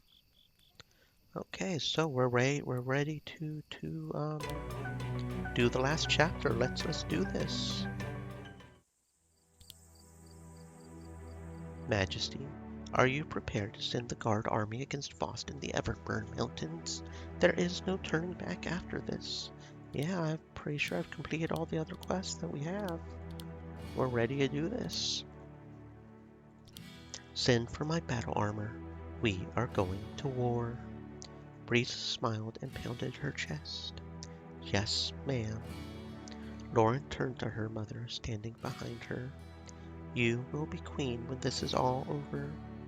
That is strange to me. You didn't accept the Ember Blade either, but it needs you. This world needs you, and your people need you. Most of all, I need you to replace me. Loren frowned, but she bowed her head quietly. Karen stroked her hair once more.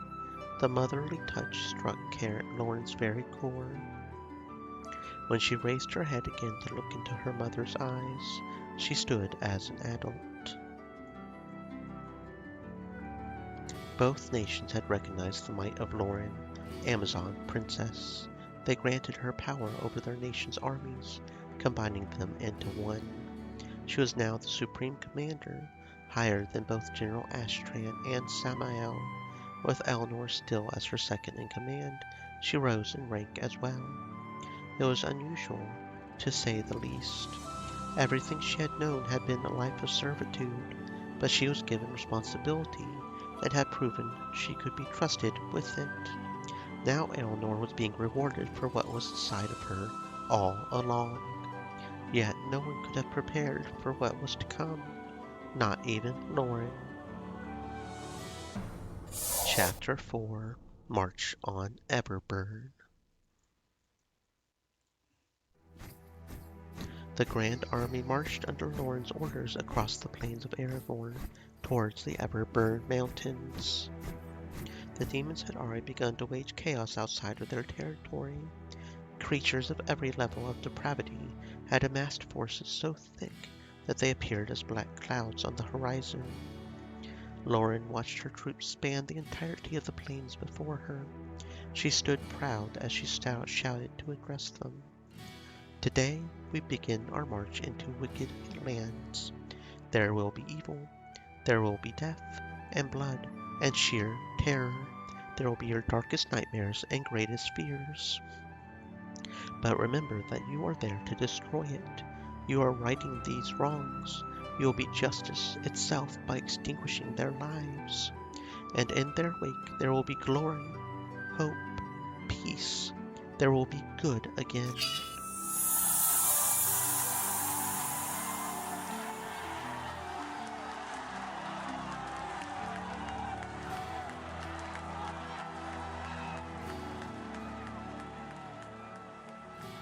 Oh, that feels nice. Okay. I was going to try to do something real quick, but apparently Google is being fucking weird. I love it whenever things break like that. Can I at least do this? There we go. Okay. She took out her sword and pointed it towards the sky. It was a beacon that spoke more than any of her words ever could. Its light pulsed across Loren's skin and onto Eleanor, standing faithfully beside her princess. The dull roar of the demons behind her had become undeniable. Before they could even begin to confront Faust, they would need to cleanse the world of every last demon. Loren gave out a roar of her own, signaling a charge. Her sword cut forwards to aim at the demons. The army moved. Loren looked over at Eleanor by her side. They gave each other a resolute look. Then they bounded forward together into battle.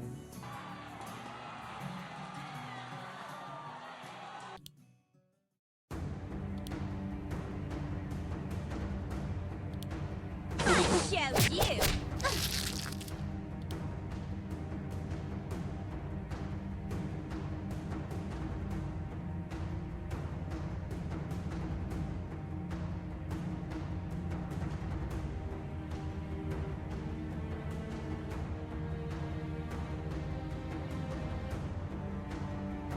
I'm sorry.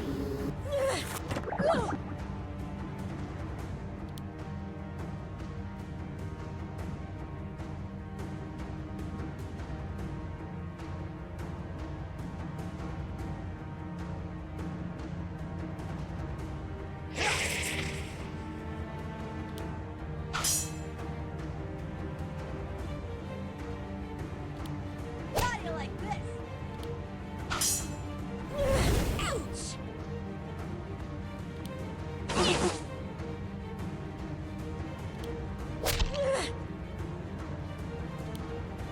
Why are you doing this? Wasn't expecting that, were you?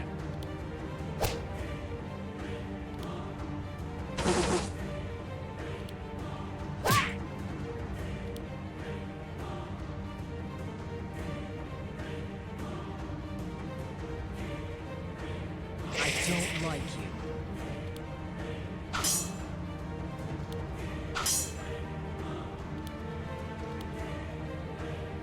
Incoming!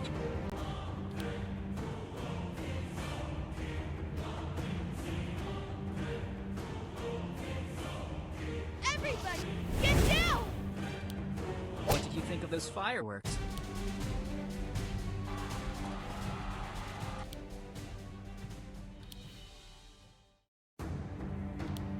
Incoming!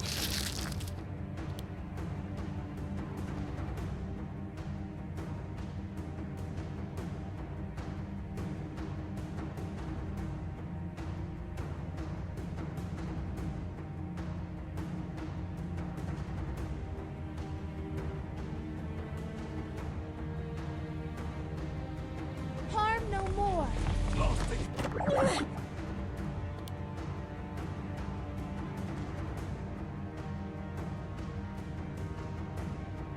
I hope this is slightly uncomfortable.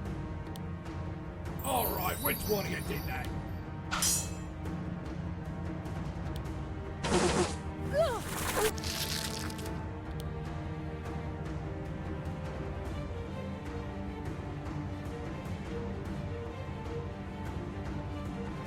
Why are you doing this?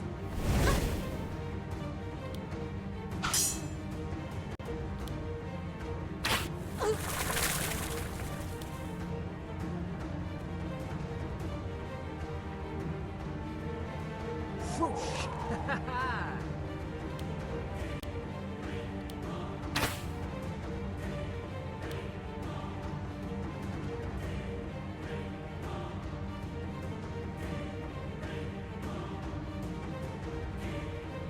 Everybody, get down!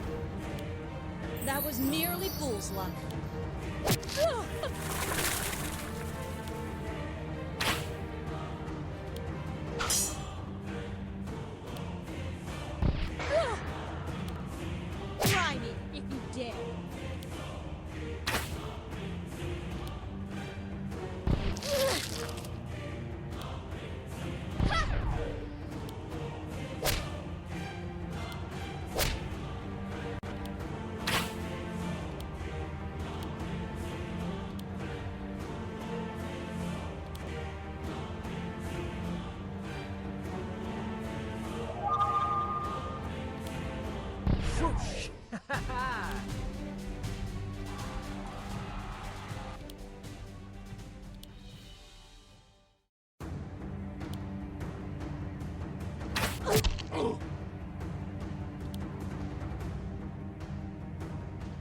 I'm sorry.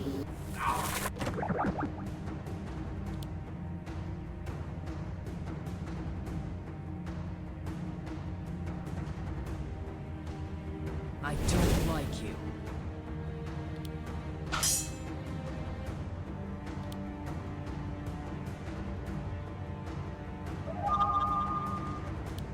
Now I'm back!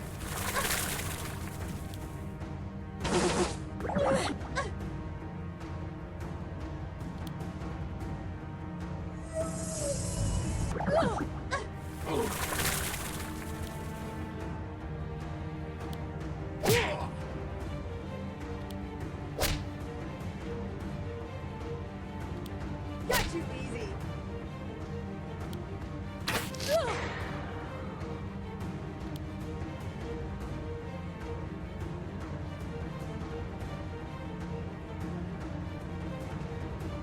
I don't like you. Wasn't expecting that, were you?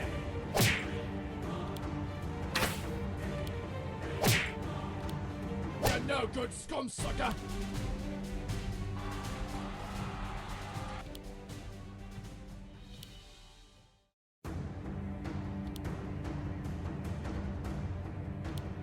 I showed you.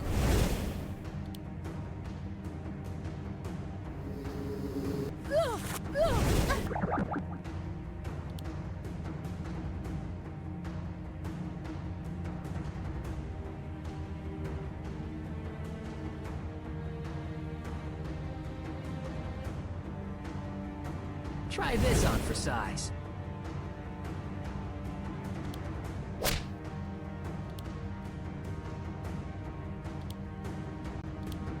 Dora, I'm alright. That was merely fool's luck.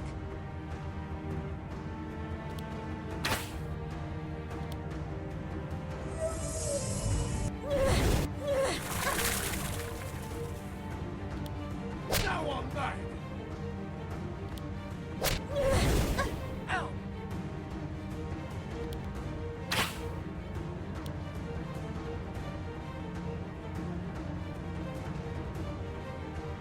I don't like you.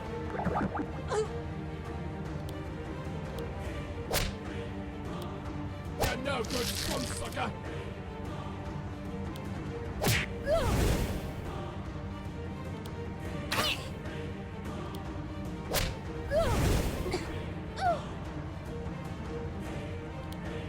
I got a present for you.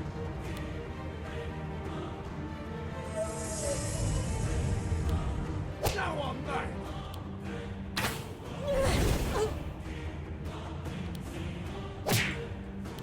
How do you like this?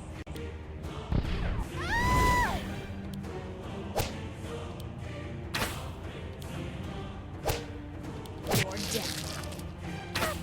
Now let's see if they had anything good on. The demon army had been ravaged, and the survivors began to flee. Hold, hold. Loren withdrew the troops that were gathered for their next assault.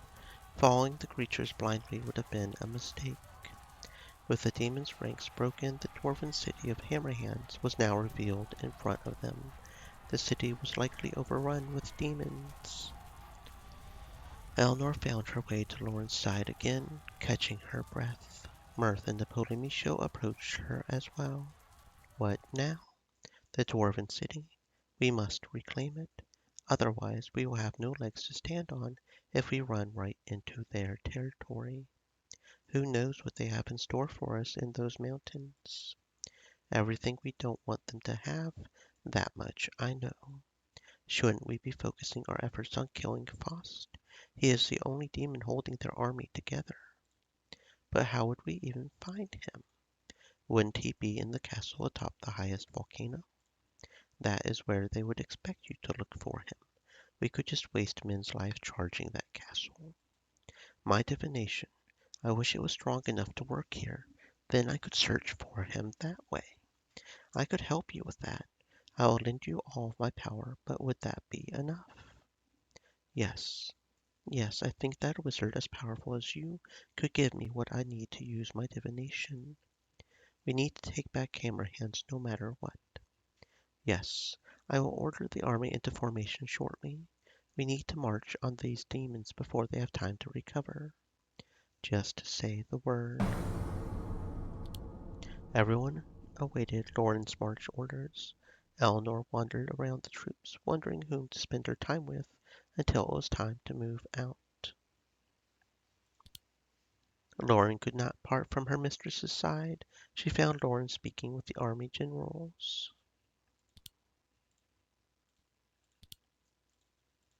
She looked up when Eleanor approached and smiled for her. Eleanor was allowed to not only stand by her side, but to interject with ideas and commentary. Loren even praised her. It filled Eleanor with a sense of worth she had never felt before.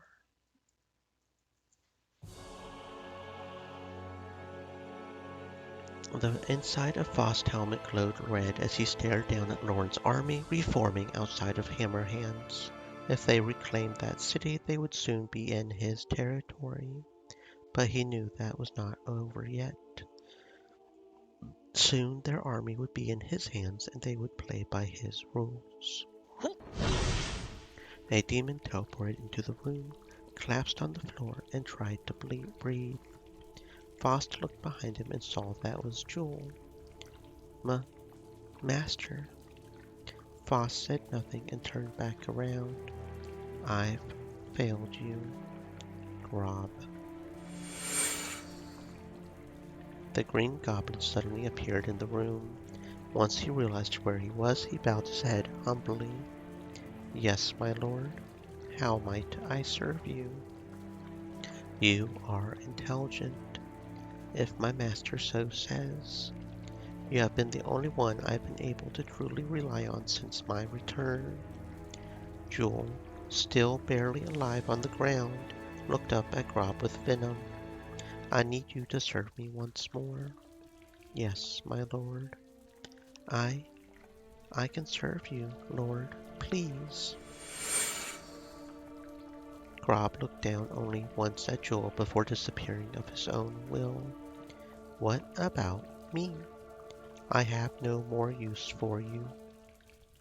The succubus was left stranded on the cold floor as Faust left the room to retreat to his hidden lair. The army marched onwards towards Hammerhands. The city was already in ruins, but the central keep was still standing. The entire city was being occupied by demonic forces. Loren was in the front lines, leading her troops right for the city gates, or at least what was left of them. As they approached, magic bolts were shot at them by demonic creatures, but Erevorn had crafted many bows and had many archers. Ashtran signaled for their thousands of arrows to fly. Many demons were struck and fell from the walls. They were able to charge the city without much resistance. The true fight would be inside the dwarven walls. The army flooded into what was left of the town square. Each soldier impaled the closest demon. The death cries of hundreds of demons were music to their ears. A familiar sound from above broke through it all. Loren looked up and saw griffins circling overhead. What? Why are they here? Loren pulled her sword from a dead demon and scanned the skies to see where the griffins were going to land. She navigated through the chaos, shouting Eleanor's name. She heard and followed her. The giant bird beast landed just outside of the city. Loren and Eleanor ran up to them just as Briza dismounted. Princess Loren, the citadel is under siege. Loren looked up. That was impossible. By the demons? Yes, our forces are holding back waves of goblins and their pets, but we won't be able to push them back alone. Princess, we need you to fly with us back to the citadel immediately, otherwise we may lose it. That will not happen. The citadel will stand strong, just as our great mothers designed. But you can't leave, Loren. You're needed here. I will go. They looked behind to see Karen. She raised her head high. I will defend my home and my people. My queen. Mother, listen to Eleanor. You need to stay here. Win this battle and take Everburn. I will liberate the citadel and find you before you battle Faust. I promise. You cannot do this by yourself. I am still an Amazon. I am still your queen. Loren looked over at Eleanor, her eyes glistening. She feared for her mother's life, but what they were doing was more important than even just the citadel. The entire fate of the world depended on the battle here.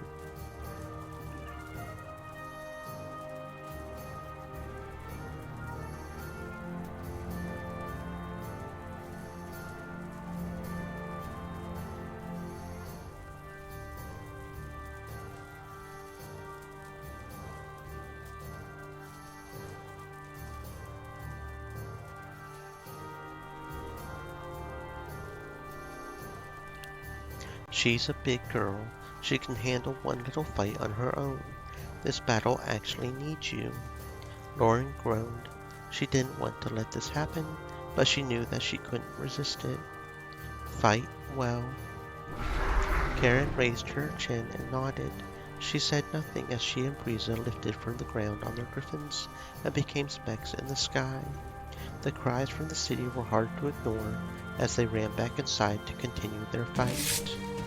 You're all dead meat.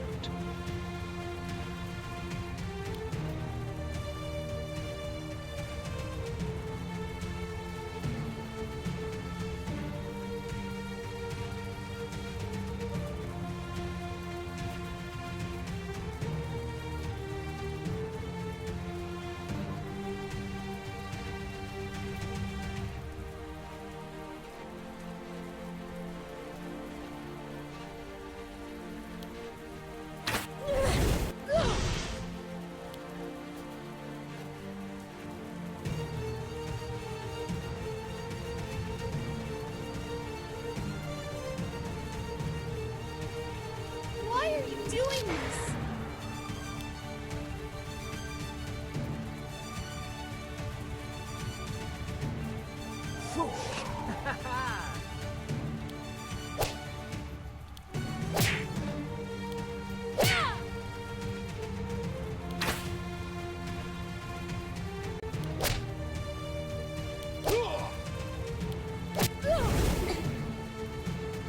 I didn't think I had it in me.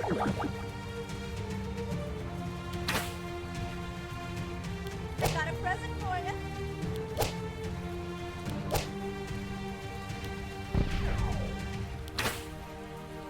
I'm sorry. They were like this when we found them.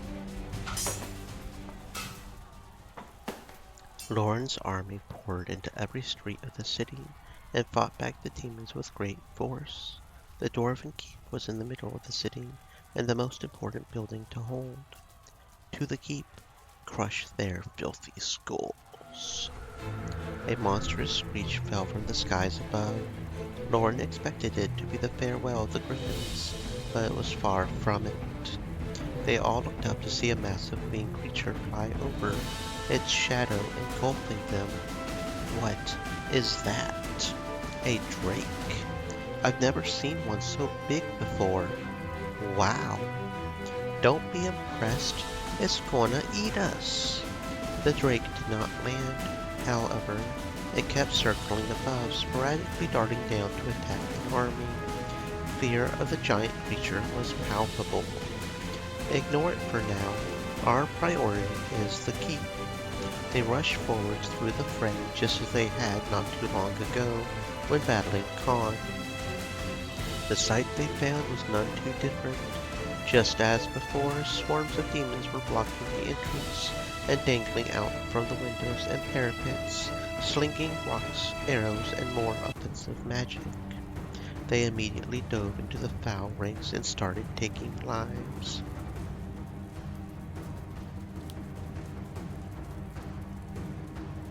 I shoved you.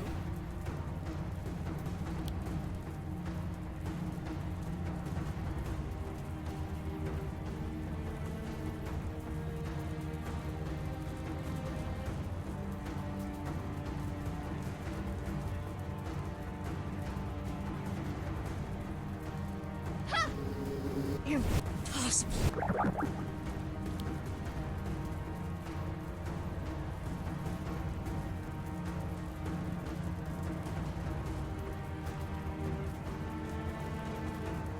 I don't like you. I will not be bested.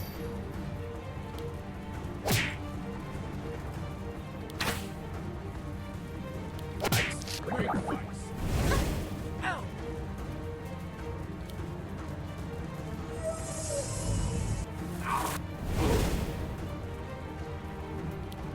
Try me if you dare.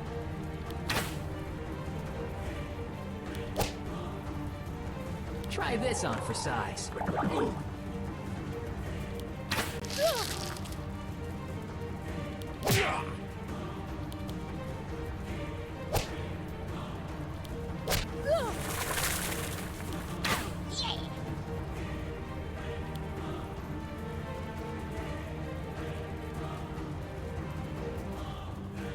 Harm no more.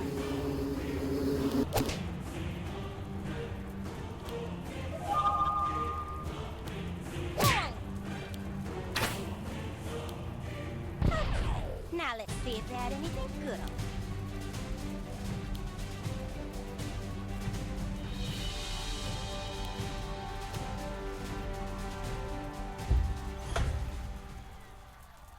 They had cleared a way to the front gate. Loren pulled on the door, but it wouldn't budge. Locked. My time to shine. Dora rushed to the door and pulled out a tiny toolkit. Don't think we're falling for that again. I got your back, Dora. Get us in there. Everyone hold off the demons while she works. Loren and Eleanor looked at each other and nodded. They had forged a bond that required no words. They each knew what had to be done. The beasts before them charged forwards. Loren and Eleanor moved into a tight formation. When the demons reached them, their attacks were in unison. They were like one fluid warrior, taking on the challenge together as two halves of a more powerful entity. Dora cursed her tools in the door behind them as the demons' heads began to roll.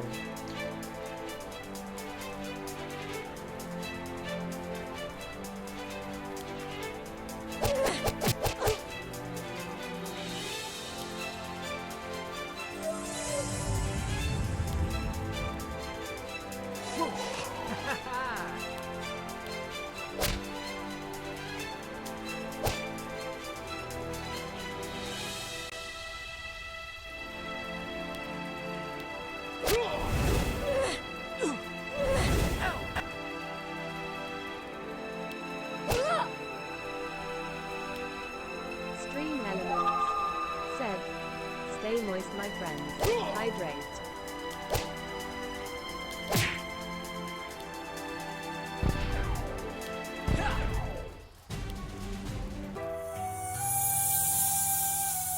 Loren's sword glowed brighter with every hit, and she suddenly staggered. What's wrong? The magic of the sword is growing too much for me to handle. The blade was almost too bright to look at directly. Loren had to drop her other sword to grasp it with both hands, just to remain in control of it. The encroaching demons hesitated, seeing the sword in her hands. Loren raised the embers blade above her head, and the light surged through her. Eleanor almost dropped her own sword, watching her.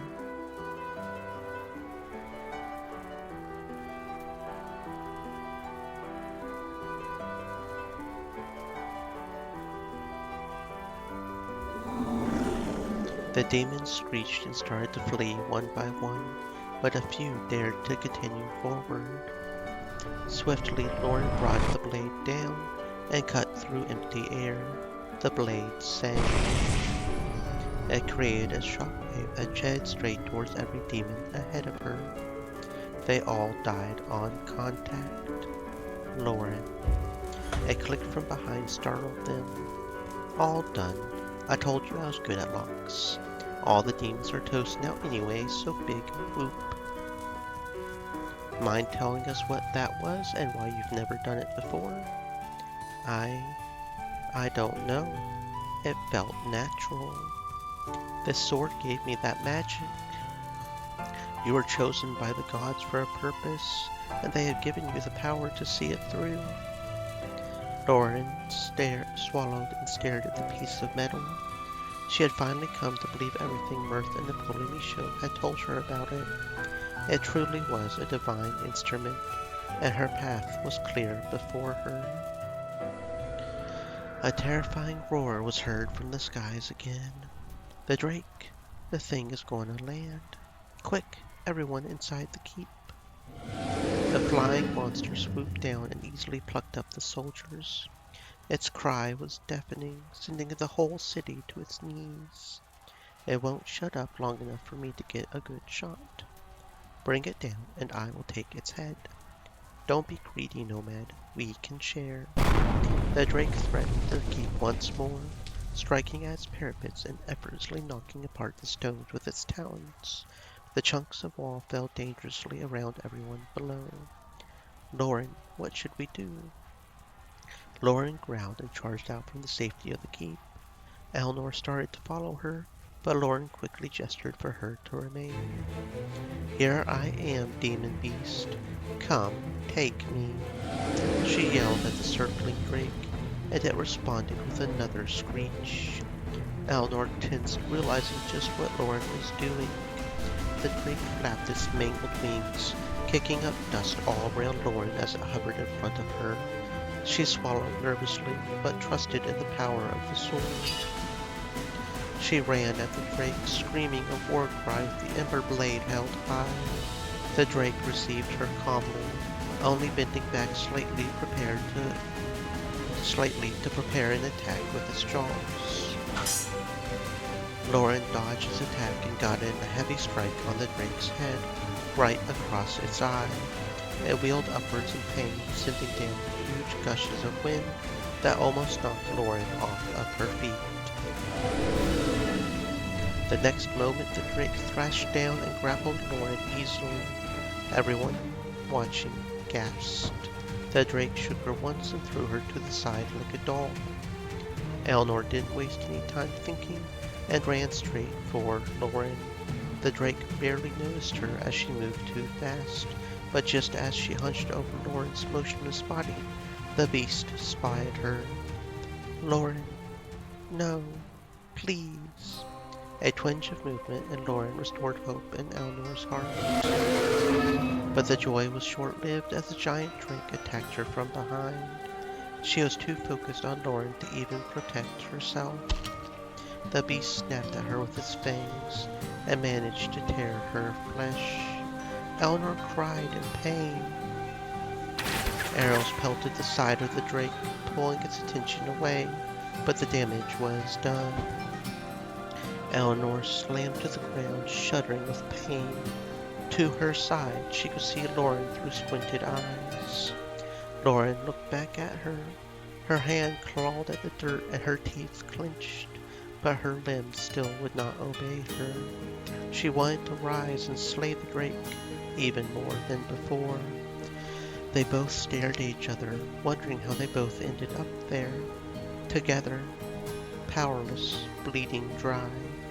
Eleanor had come to Loren's rescue without any thought of her own survival, and even then, her heart wasn't beating wildly against her death, but against Loren's death. Through the dirt and gravel, Eleanor stretched out her arm towards Loren as best she could. To her surprise, Loren did the same. She slid her arm over and covered her hand, with difficulty. Their hands cradled and their fingers interlocked. Then they found the strength to squeeze their palms together, and harder still. Soon their hands were so tightly grasping each other that there was no doubt in their minds that they now had the strength to stand and fight back. And they did just that. They rose together, finding their footing in the middle of the chaos, giving each other strength with only their looks. They only let go of each other to find their weapons and charge back at the beast together, as they always should have been. Watch out for its fire breath. Shield yourselves. Just as Apollonius said, the drake blew heavy streams of flames from its nostrils and into the path of the party. They all stopped, just barely dodging the attack. Careful! We have to save Loren and Eleanor, but the drake is in the way. The drake whipped around, swinging its tail aggressively.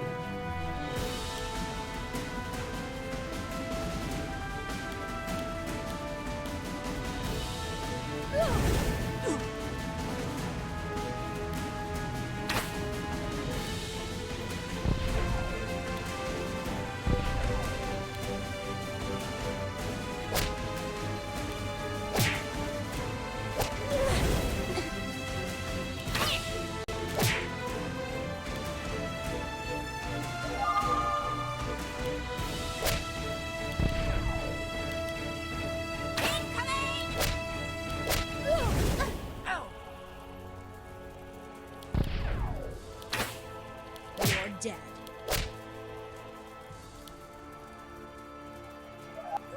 Ouch!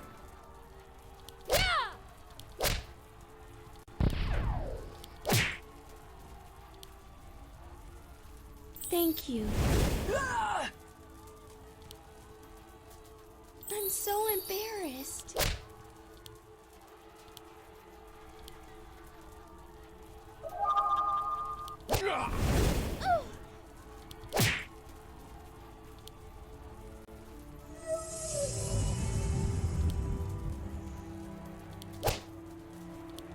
All right, which one of you did that? Oh, did we just fight a battle? I didn't notice.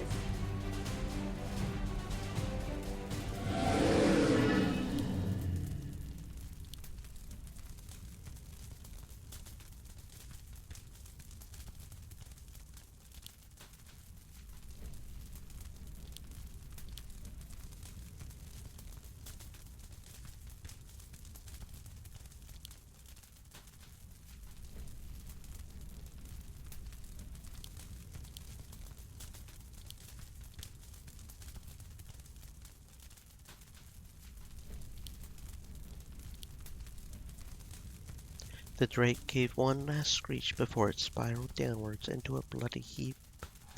Everyone watching could not believe the sight they had just seen. The soldiers cheered with relief. The mighty dwarven keep was now theirs.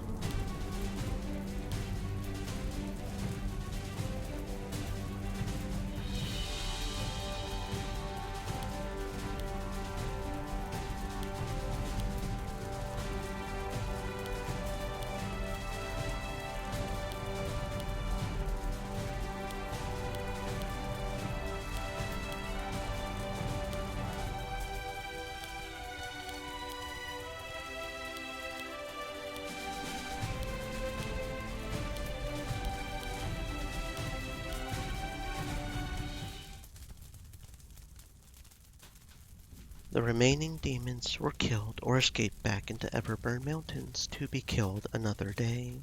The corpses were piled and burned. It had been a battle to get that foothold of a city, but it was critical to their success. Furthermore, the dwarves of Hammerhands had their city made safe once again. They joined the Grand Army to fight for Loren, strengthening them considerably. On the backs of griffins, Queen Karen and Briza returned. Karen spoke of a fierce battle in the Amazon capital that took the lives of many kin. It was a very somber moment while Loren listened to the names of her subjects listed. But the citadel was saved, and that was the most important thing. Later, a Polymisho called for a private meeting with Loren, Karen, and Eleanor. Eleanor stood next to Loren, waiting for a Polymisho to speak. The old wizard was quiet and reluctant to say what he had called them to hear. Princess Loren, Queen Karen, Eleanor, you know that I and others had already fought Faust in the past. I wish to share with you now all that I have learned from that time. You haven't told us everything yet? No, no, some of it was too painful to remember. Eleanor wondered if he was speaking of his lost child. But now is the time to know, because we are so near. Tell us, wizard. We are listening. As you know, Faust is the spirit of a long-dead warrior inhabiting his old suit of armor.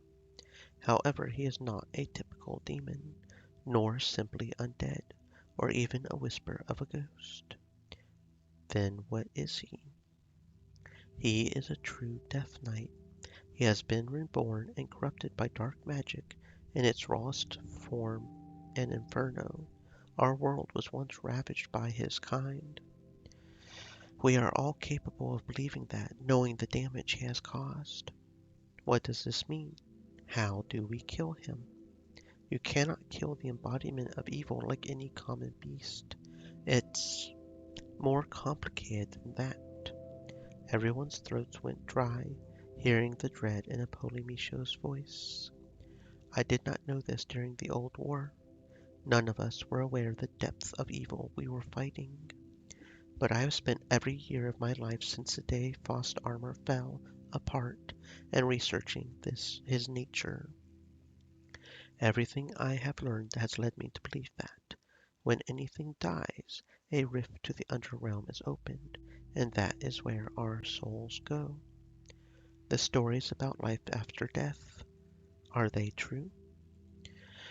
I do not believe what lies in the underrealm can be called life. It is the realm of non-existence, and we need Faust to reside there, permanently. Underrealm. No, there is Inferno and there is Elysium. Those are the only two places one can go upon death. Nothing in my research can account for their existence. It may in fact be a frame of mind that you can achieve. I am not sure. Hold on. Are you saying that Faust didn't truly die when you killed him back in the old war? No. Rejoining the pieces of his armor would reanimate him, so his spirit was still very much alive, willing to wait however long it took until the pieces met again. It's true he was removed from our realm, but his soul was still unbound from death. We must find where his true spirit is hiding, and eject him to the underrealm where he belongs. I will do whatever it takes. He cannot terrorize the world ever again. Mirth will find his location with her divination, and we will crush him. It is not so simple. Mirth's divination can only search this realm, and it's likely that Faust is hiding away from our realm. All this talk of realms. I have studied the theory of realms for many years, but they are still only theories. True. I choose to believe them because they are the only explanation for Faust remaining alive after all this time. The most important discovery of the theory of realms has already been proven in the last war. My daughter discovered it fighting a companion Death Knight to Faust. What discovery was it? Death itself is the gateway to the underrealm. Faust has escaped death, so he is incapable of dying. The door to his death has been permanently closed. To send him to the underrealm, we would first need a gateway. The group was quiet when he finished speaking. The silence allowed them to make the unfortunate connection. You are saying someone must die. Eleanor went rigid. Everyone did. A sacrifice. Yes. Who? It cannot be merely anyone. I wish it were that easy, but the task required of the martyr is too great. It requires someone with great skill and timing, and someone who possesses enough greatness to create a rift in their death large enough for a death knight, and, of course, for themselves. They could each hear their army celebrating in the city through the windows, but not a sound was made within that room. Eleanor looked to Loren and her queen. Both of their expressions were as grave as the news they had just heard. These were the two greatest people she knew. One of them was going to die, and willingly. Eleanor's heart wrenched. I will do it. They whipped around to face her. Eleanor, I know I'm not as great as you or the queen, but it is because you are great that you must live. Erebor needs great rulers, but it doesn't need me anymore. I want to make this my duty. Absolutely not. I will not let you do it instead. Loren looked horrified. You do not need to decide now. All of you need to be prepared, just in case. We cannot rest all of our hopes on just one person, so all three of you should prepare yourselves. They gave up arguing who would sacrifice themselves, as they all agreed to be nominated together. Which one of them who would pay the highest price was yet to be determined. It may be best for all of us if this is kept private. It could cause chaos among their comrades if they knew what had to be done. Loren knew that everyone would attempt to sacrifice themselves, just as Eleanor had done. She had already made up her mind to become a martyr, but unfortunately, so had Eleanor and her mother. The door opened and Mirth entered the room. She immediately picked up on the tension and looked around warily. I'm sorry, but I think it is time to start our divination, Archwizard. Yes, I will accompany you. Mirth and Polymecia left the room quietly. The three of them stood in silence with each other for a moment longer. Loren broke away first, briskly leaving Karen, gave Eleanor a compassionate yet pleading look, and followed suit. Eleanor looked through the windows to the volcano just outside of the city. In those mountains lay her fate. As a slave, she had never thought she could give the world anything, and she never once desired to. But now, there was only one thing she was sure of. Eleanor was going to lay her life down for Erebor, for Loren. Mirth was required to be isolated while she performed divination to secure Faust's whereabouts. Polymecia used his powers to strengthen hers, giving her all that she needed. The process was expected to take days, and the army needed that time to recuperate, and for Loren, Karen, and Eleanor to mentally prepare themselves for what might await them in Everburn. After much soul-searching, the entire party was prepared to face the trials ahead of them. Mirth returned from her divination with a Polymecia.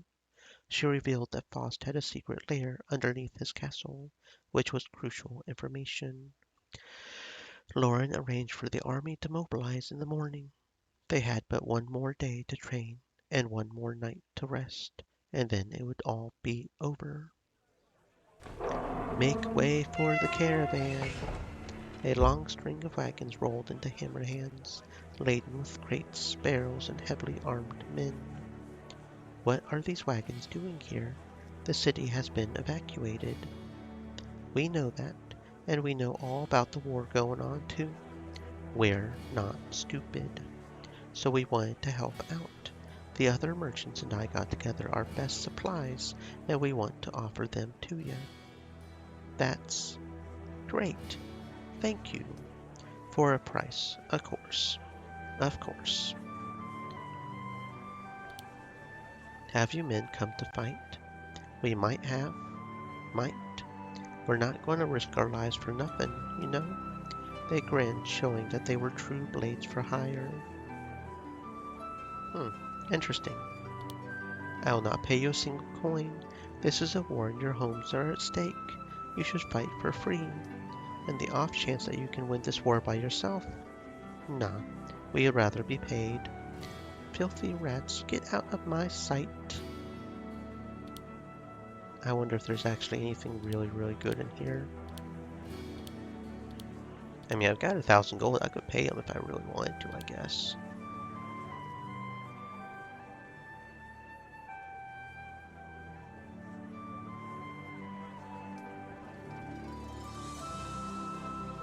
I mean, we've already got a purple haze. I guess we could get purple haze for Eleanor. That would be good. I think that... No, I guess it's not quite as good. Okay. And all of the two-handed axes are elemental, which I don't want to do. There are no staves.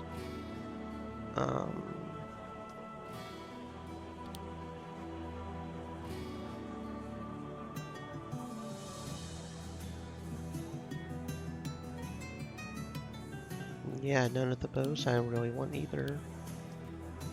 Okay, plate mail of the eagle does look pretty nice though. You lose a bit of health regen, but 2 health ain't shit. So yeah, plate mail of the eagle looks pretty nice. Or plate mail of the forgotten.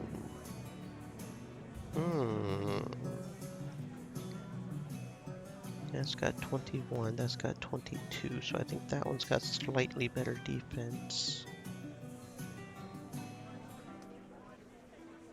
This one has slightly better speed as well. Lose 1 attack. You do lose some damage doing that. This one is mainly damage, it looks like, but okay, yeah. Plate mail of the eagle, that looks good. Probably for you too as well. And I think you can equip it as well, can't you? But I don't think anybody else can equip plate mail, so yeah, I don't think Dora can. Yeah, Dora can equip plate mail, and the others can't even equip heavy armor, period. Necklace of the Master. Attack, magic, alright, interesting. Dark Knight Helm, well that's just better, period, isn't it? Okay, equip directly. For you two as well. Probably you two as well, and that's all the Death Knight Helms we even have, so... Let's see, can Dora? No, Dora can't equip that either. Okay, Plate Gauntlet Locust, we get a bit more defense. We lose attack and damage, though for only 1 defense, I don't know about that. What about you? We lose 1 speed, but everything else is better, so we'll give that to you. Same thing with you, and that's all the Plate Gauntlet Locust we even have, so... Okay, that's not better for you. No. No.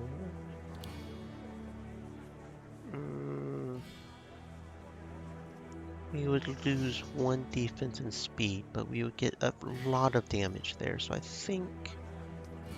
Yes. I don't think these guys can equip the leather armor. No, there's no armor here for the mages, period. Okay. Shinobi is just 2 better attack. And we don't have enough money. We're already out of money. Okay. But you know what? We have all these gems right here we can sell. That was just sort of been hoarding. So that's not a problem. Okay. Then equip a plate thingy for you. And you as well. That is 1 more defense and 2 more damage at the cost of 4 speed. It's not better for you at all. Definitely not for you, but maybe for you, I think, yes. That sounds good. I don't think anybody else can equip the plate legs, so... Padded armor, Rocha. Dora? No, that's 10 less defense. No, no, no, no.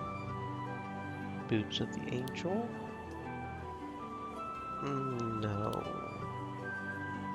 No. Leggings of Charity. Probably everything else is not. Yeah, okay. So I'll double check that nobody else can use these. I don't think they can. Where's Dora? Yeah, because Dora can equip a lot of this. The fine chainmail is probably better. It's 1 defense for only 1 attack. So yeah, that's fine. Gauntlets, chain gloves is what she's already got. Yeah, she can equip the better belt. But that's about it, and probably the mages can't equip any of that. Yeah, didn't think so. Not that we really need to sell these, but we'll sell them anyways. Okay. Not a whole lot of potions, it looks like. Okay. Proceed. We got some better equipment, at least a little bit better. Eleanor traveled to the nearby lake to wash before going to bed. She found that Loren was already wading in water, staring up at the moon. Eleanor stopped breathing, realizing that Loren was naked. She looked so forlorn. Loren was no longer bathing, but contemplating something. The upcoming battle, Eleanor knew. Quietly, Eleanor tried to leave, so that it would be as if she never found Loren in such a compromising situation. But she heard the water splash and Loren gasp. Eleanor?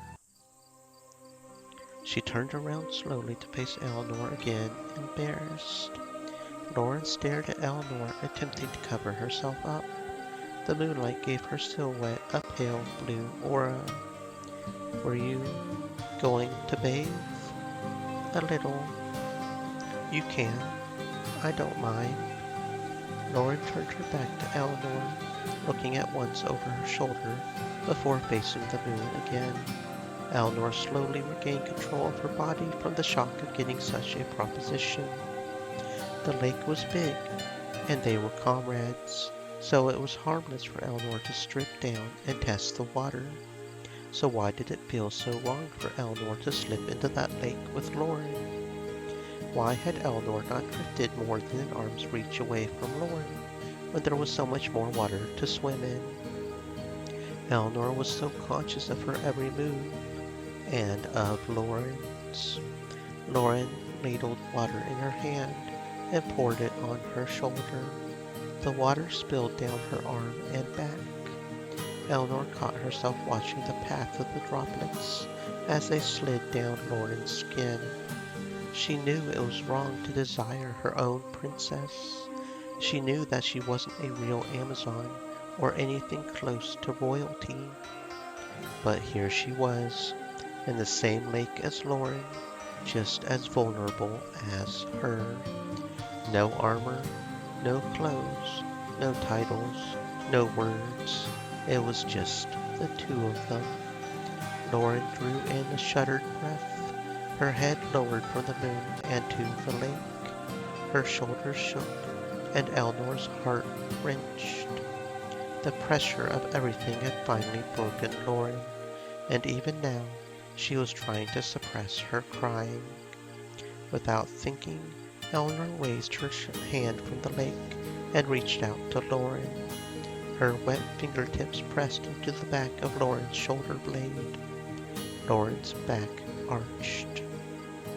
It was then that Eleanor had to make a choice, to follow her heart or become nothing more than a servant to Loren. Eleanor's palm slid into Loren's back just as the princess turned to look at her. They made eye contact. Eleanor was able to see the wet trails down her cheeks. I don't apologize for what I'm about to do. Eleanor moved closer through the water, and it splashed against their bodies. It will be worth it. Eleanor could not reply. She had no words, because she had no objections. She welcomed Eleanor's advance as she welcomed the end of her pain. Eleanor slipped in front of Loren and found her hands beneath the water. Eleanor looked hard into Loren's eyes. They gravitated towards each other. Their lips met in a quiet kiss. Loren was in awe of Eleanor's touch. She felt so completely stripped, right down to her core. When she had set out on this journey, Love had never been a part of her plans. She had never even seen herself with a lover in her entire future. But now she wanted Eleanor in every possible way. Loren kissed Eleanor a second time, more strongly than the first. Eleanor could not overpower her mistress and surrendered the lead to her. Loren now held on to Eleanor's waist, wanting to feel her smooth skin. Eleanor burned for her princess's touch and allowed her full access to her every curve. She wanted to exist for Loren, to be there for her, not only in times of need, but in every moment of every day. She wanted to belong to Loren in a way much different than a servant, because she wanted Loren to belong to her as well. Eleanor decided to take back the lead. She pressed the length of her body against Loren, and she felt her mistress shiver. The intensity of their kiss proved how much both of them had desired each other in the days leading to this. Loren's wet hand slid down Eleanor's back, and she moaned into Princess's mouth.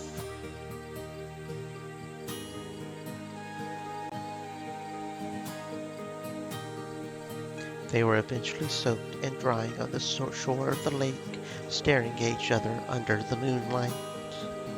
Loren was smiling then in a place so far away from where she was earlier that night. Eleanor had dragged her from a dark place, and so very easily. Loren wanted such a person in her life permanently. Eleanor wanted Loren to simply have a life to begin with. She feared what she would come in the final battle, and she was tempting tears herself. They kept each other anchored as they fell asleep in the grass by the lake.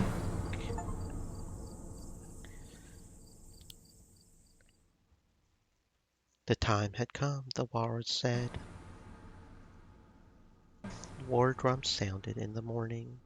Loved ones kissed the soldiers goodbye, or traded longing looks across formation, ready to end the war so that they could give each other a better tomorrow. In the morning the armies assembled and were given march orders. The Grand Army was to march right into Everburn and conquer the day. It was up to Princess Loren to lead her army against the evil forces. She had to give instructions to each army, knowing that each one had their limits, and, if they could not succeed, she would have to intervene. The first wave of demons residing in the Smoky Mountains revealed themselves. It was time for her first call.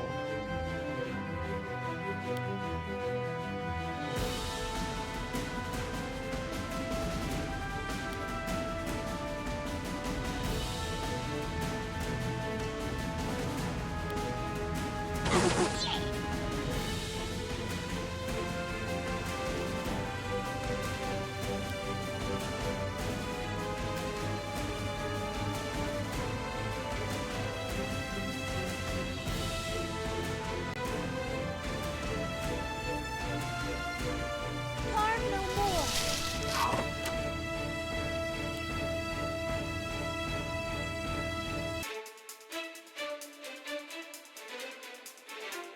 Try this on for size.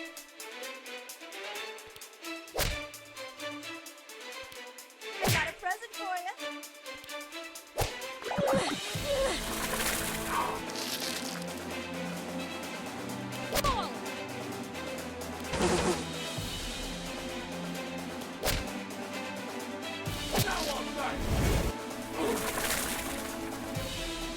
I didn't think I had it in me.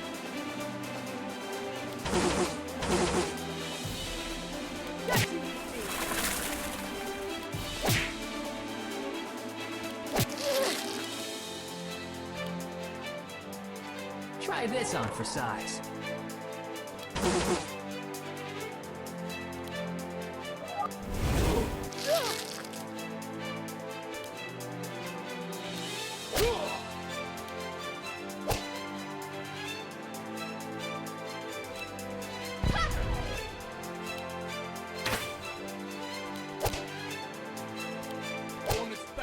Where you? Here. Packs of inferno hounds worked their way from the crags and boulders. They snapped their huge teeth and blazed with deadly fire.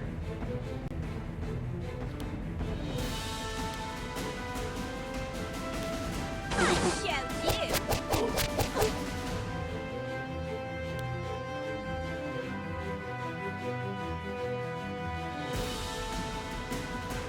I'm sorry.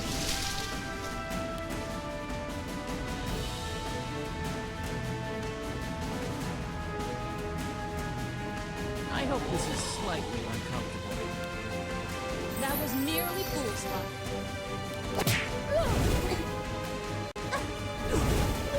Ouch!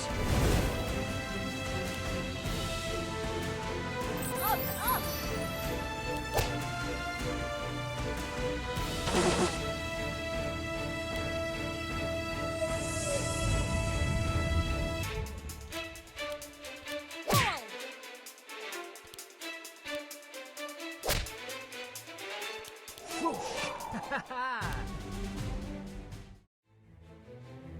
Ghastly creatures crawled out of dens as the army marched past, incurring their wrath.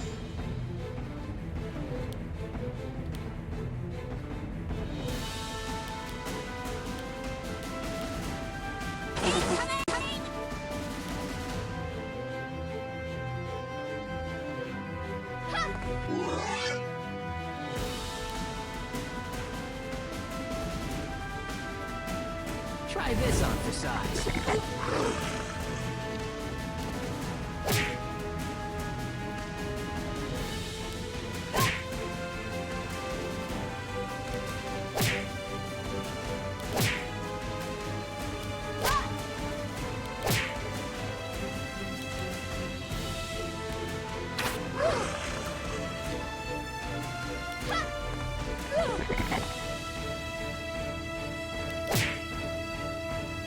Not too easy.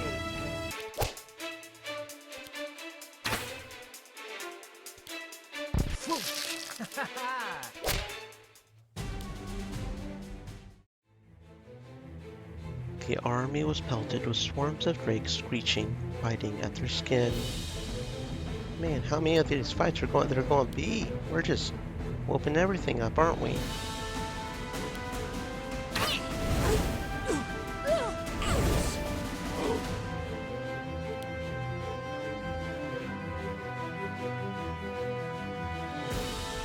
Try this on for size.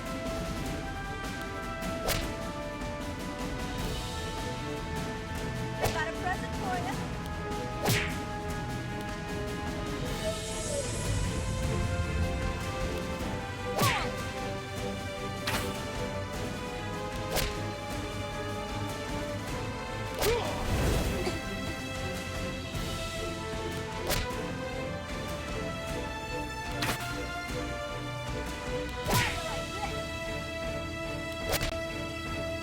Oh, that actually worked.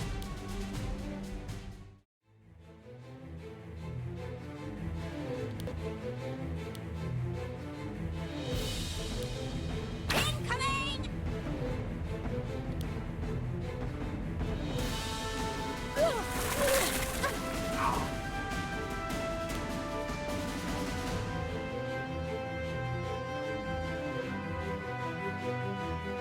Try this on for size.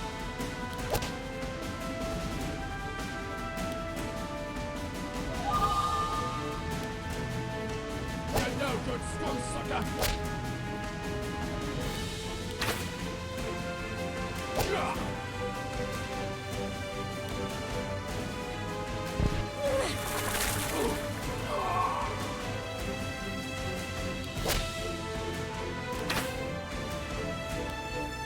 All right, which one do you think that? Back.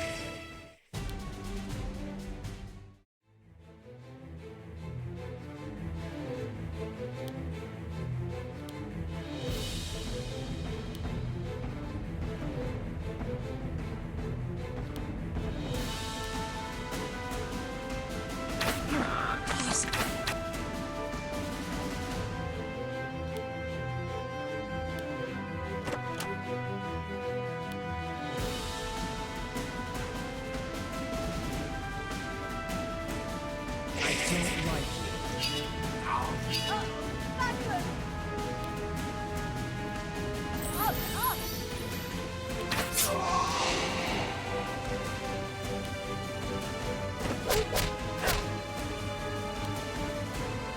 I will not be beat.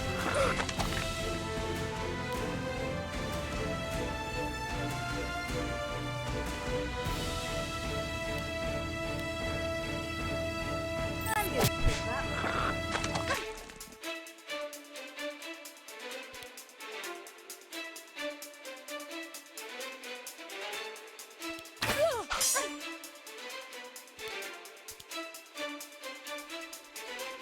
Thank you.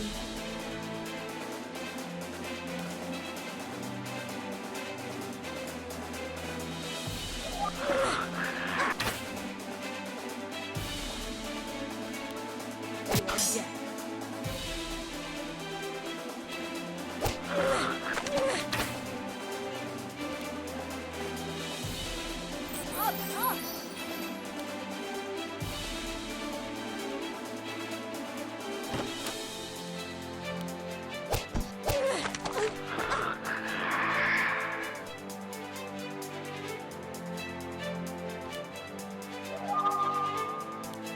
You're dead.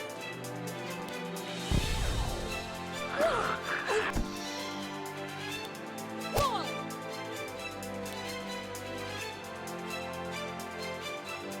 Fall!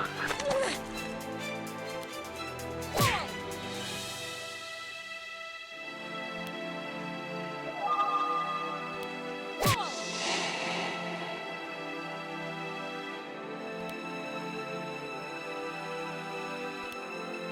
Harm no more. Impossible. That was nearly fool's luck.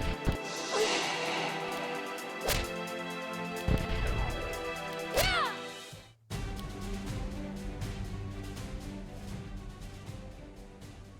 Finally, Loren's army reached the top of the mountain.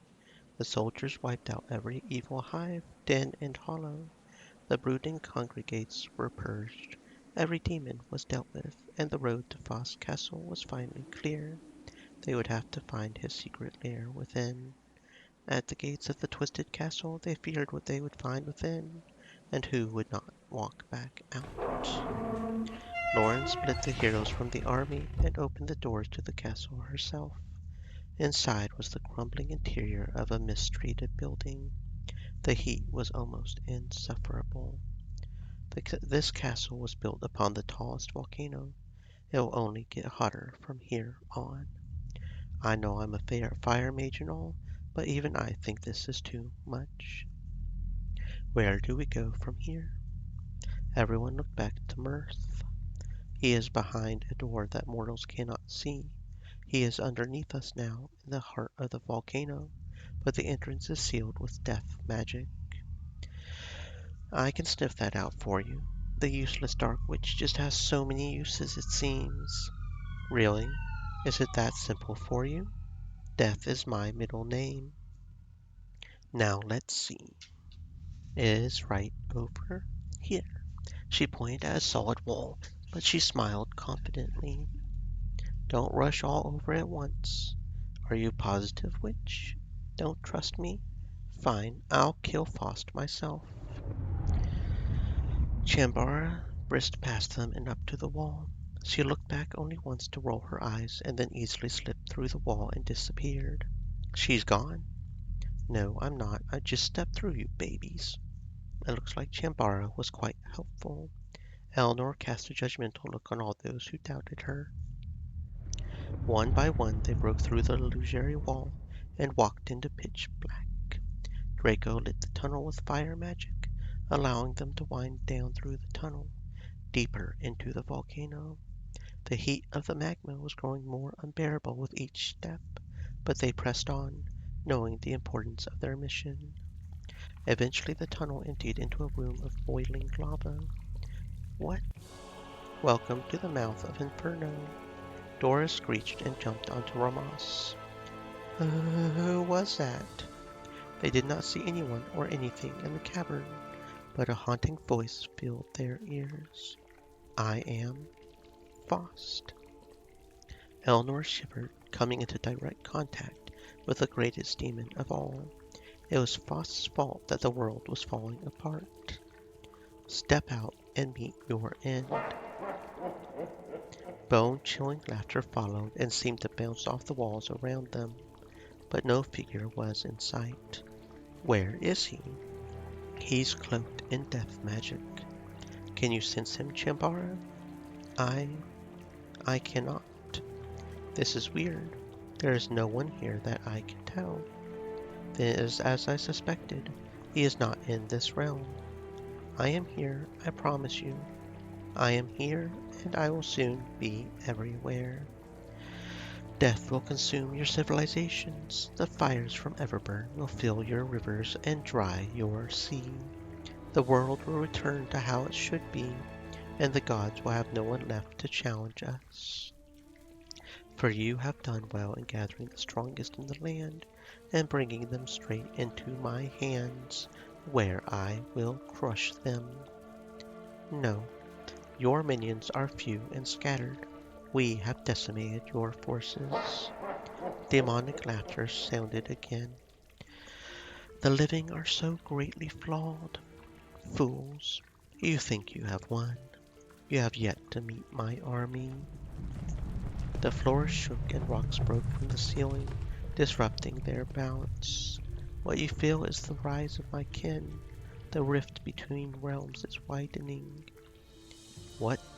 There's even more demons? No, more death knights. The volcano shook again.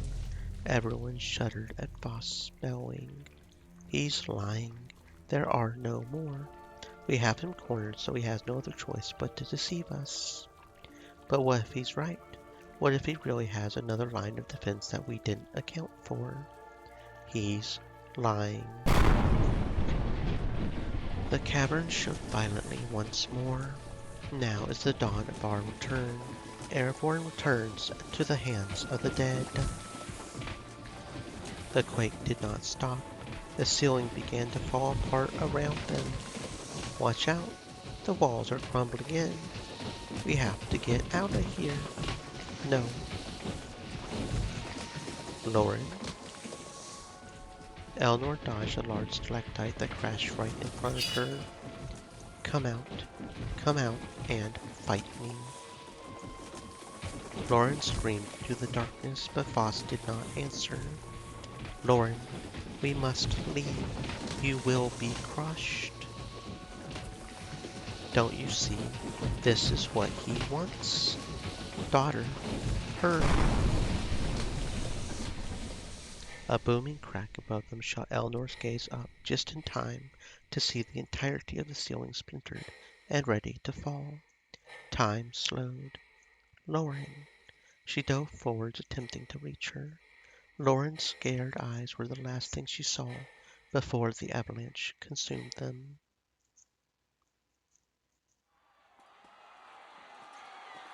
Elves have secured the eastern range. Perfect. With Loren and her troops straight up the middle, they have nowhere else to run to but into the ocean. Demons can't swim, can they? I bet the water ones can. A dwarf ran up to the general, panting for dear life. What's wrong? The demons. More demons. Say again. You just had the western ridge under control a moment ago. The east is falling. The demons are overwhelming us. Samael looked past them into the distant armies. Waves of new demons were swarming the armies. The ground shook. Earthquake. More messengers joined with more distress calls and reports of monstrous warriors that no one had ever seen before. Everyone grew dead quiet, watching their armies fend off untold evils. How could this happen? I underestimated him, and we're playing by his rules now. Can we win? It doesn't matter if we can win or can't. We've come too far to quit now. We're here to slaughter these beasts into the next realm, or we die. I won't live to see them take our homes. So we just throw our lives away? No, Tobar. We're fighting for the lives that were already taken. Images of their once smiling children flashed in their minds and pierced their hearts.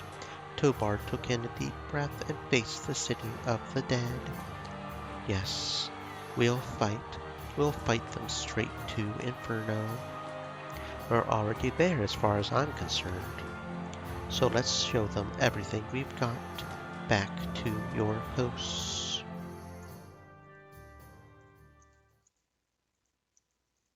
Eleanor took a breath, and then another, and another. She was alive. Or was she? Pebbles stuck to her cheek as she lifted her head from the cold ground. Eleanor almost felt like she were in a dream, limbs twice as heavy, and her vision was blurred. What she did see was that she was still in a cavern, one that looked very much like the lair of Faust. But it was different. It was ethereal, as if frozen in time, except it was whole, like the ceiling had never crumbled down. It was also empty. Eleanor struggled to stand, grasping her body in pain. On the off chance that this was not the afterlife, she still needed to kill Faust, and that meant finding her friends. Loren? She hobbled a few steps into the glow of the cavern, her head spinning. Loren? Loren? Eleanor was startled to hear another voice. She whipped around to see Karen standing on the other side of the lair. You are a sight for sore eyes. Where is everyone else? Where are we? Eleanor ran up to Karen, overjoyed to see her. Karen swung her spear directly at her, the sharp tip barely an inch from her face. Who are you? Eleanor swallowed and held her hands up in the air. Is that a joke? Because it's not very funny. You are not Eleanor. You are an impostor. What? I have already met you. You're not making any sense. Help me, please. It hurts so much. They both turned to see Dora trapped under a large rock. It's crushing me. Don't just stare at me. Help me. Eleanor jerked forward to help Dora, but Karen grabbed hold of her shoulder to stop her. Things are not as they seem. Do not trust anyone. Dora started crying, so Eleanor ripped herself from Karen's grip. Don't worry. I'll get it off of you. Stop. Before she got a chance to reach Dora, her voice called to her from another direction. Another door ran into the cavern. Don't go over there. It's a trap. The ceiling will just collapse again. She's lying. Don't listen to her. Eleanor staggered back, taking in the clone. Something was wrong. Very wrong. How can this be possible? Kill her. What? What? One of them is Faust. One of them is trying to kill you. Kill her before she kills you. What? No. Help me. Please. It hurts. Don't just stand there. Kill her. Why? I'm your friend. Eleanor, I'm the real Dora. I'm not going to kill anybody.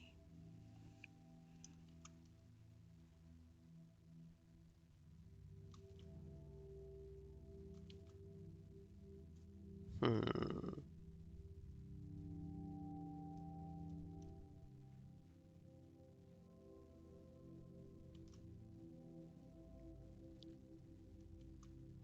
And why is this thingy being weird?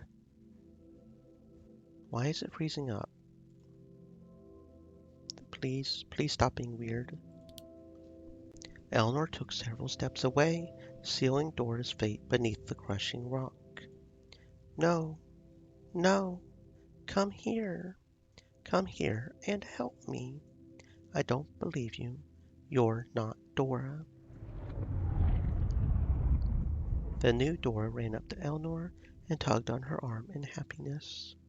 I knew you would recognize me. That other me was too ugly. I knew it was you because you would never ask for help like her. And her accent was off. Dora let a small giggle escape. So this is the real one. You choose wisely. You kept Dora in this realm. Realm? Did we leave our realm? This is the underrealm. I recognize it. You do? How is that possible? I was near death until my daughter saved me from Grob's minions. You mean those lizard men? Is that what they were? Predictable.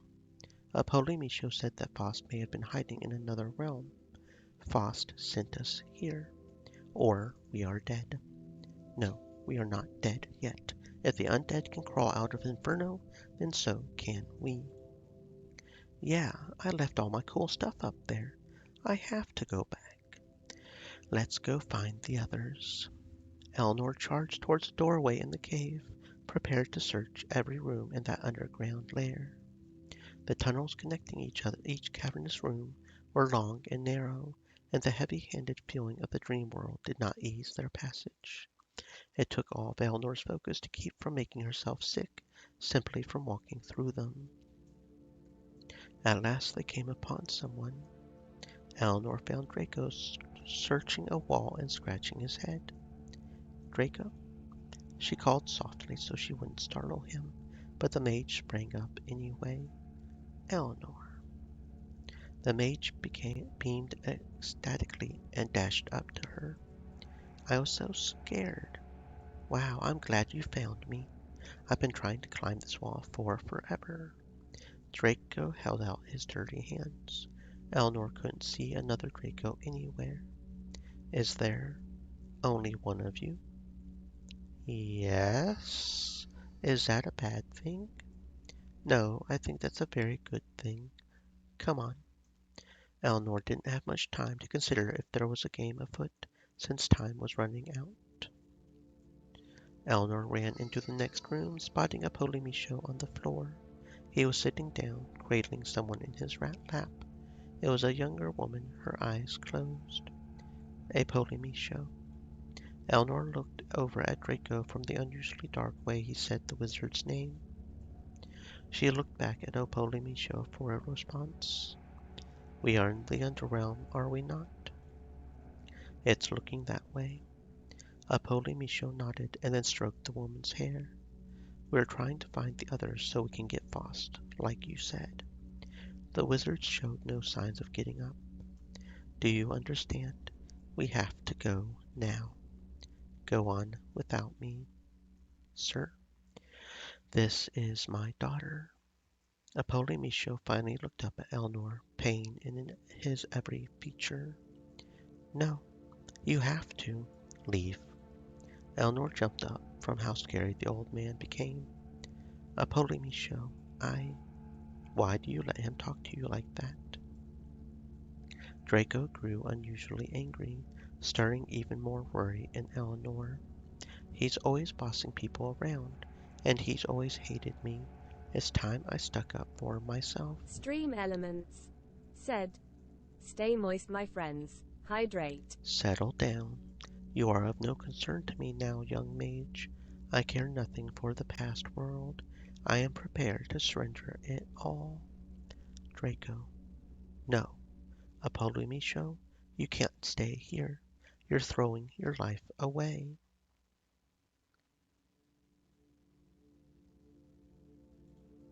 No, I won't throw my life away. I'll give it to her. If others can return from the dead, then so can she. Do you hear yourself? You would turn her undead, not bring her back to life. Maybe dark magic can be good after all. If it can bring her back, then it must be good. He's turned on us. See? We should have gotten rid of him after we were out of jail. Draco, what is your problem? If he wants us to leave him, then let's leave him. Do as he says. Leave me.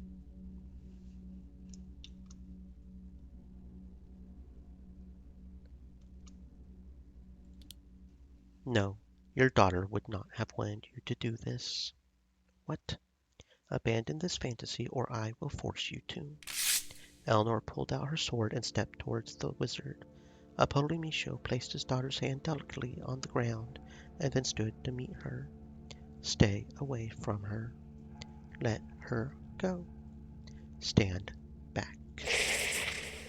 Apollonicio shouted with rage and grabbed his wizarding staff. You will not touch her. The old wizard prepared himself for battle. Draco growled and started to cast his fire magic. I warned you. But no, you never listened to me. We don't have to fight. Apollonicio seemed to believe that they did.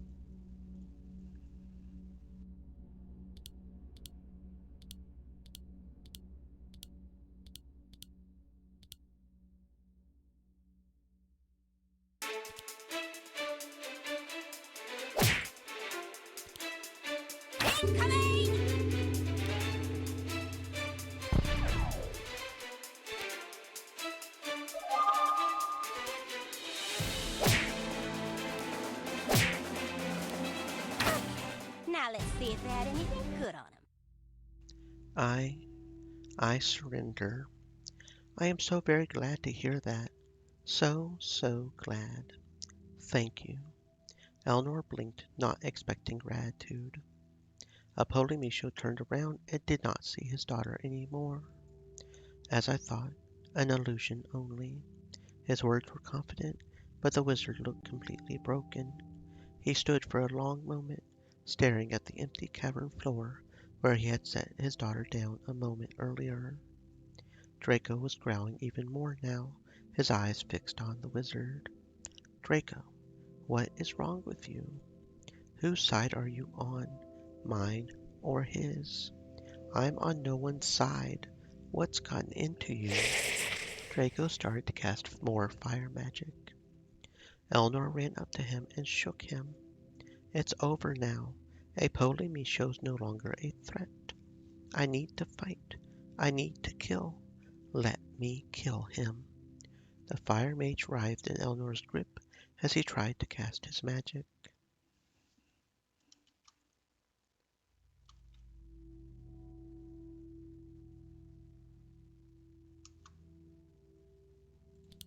Eleanor released Draco, and he burst from her hold and right for Apollonicio. The old man was somber and waiting, and did not move to defend himself. Draco filled his palms with 2 fireballs and wielded them dangerously. He threatened to attack, but was not moving to fight. Instead, he was shaking.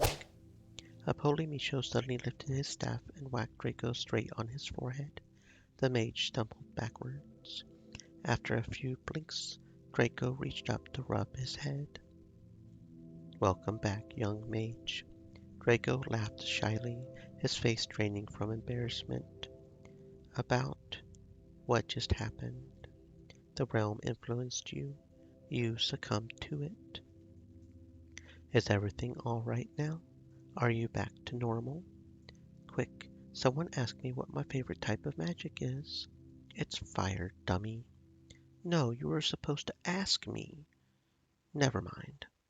I'm sorry, everyone. Do not be. Let us press on and never speak a word of this again.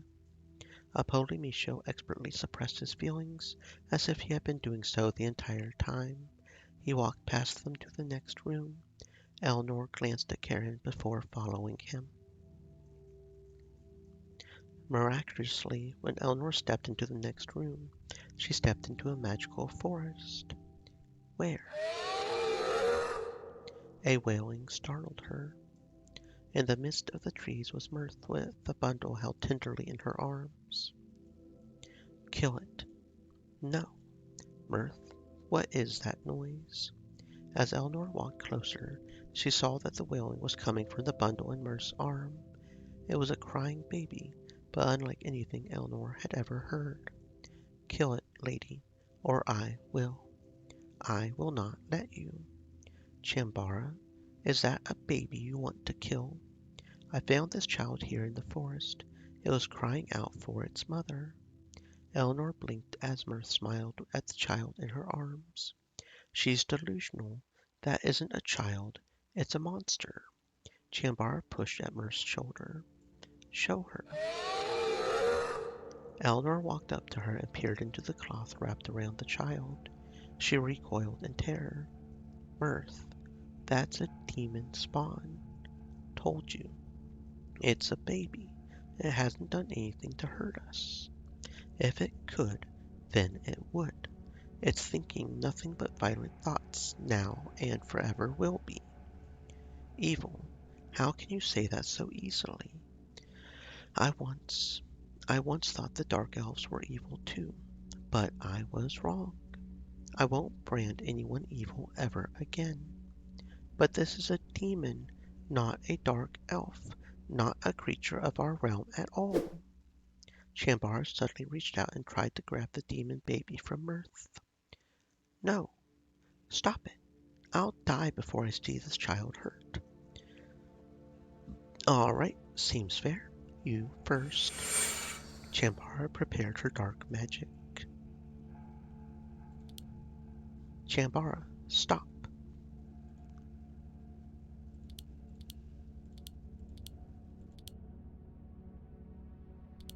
Be gone.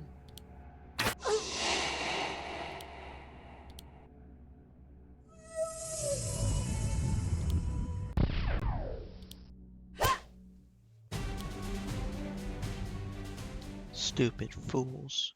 I hate you all. Chambara clutched her wounds as she lost her balance.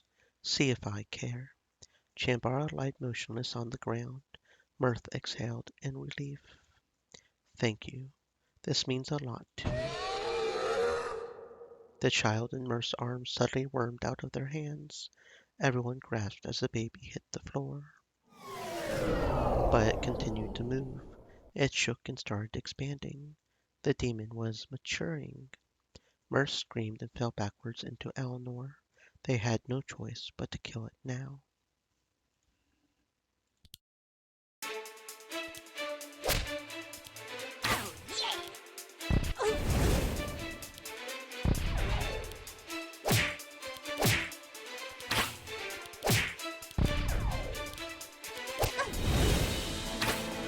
What did you think of those fireworks?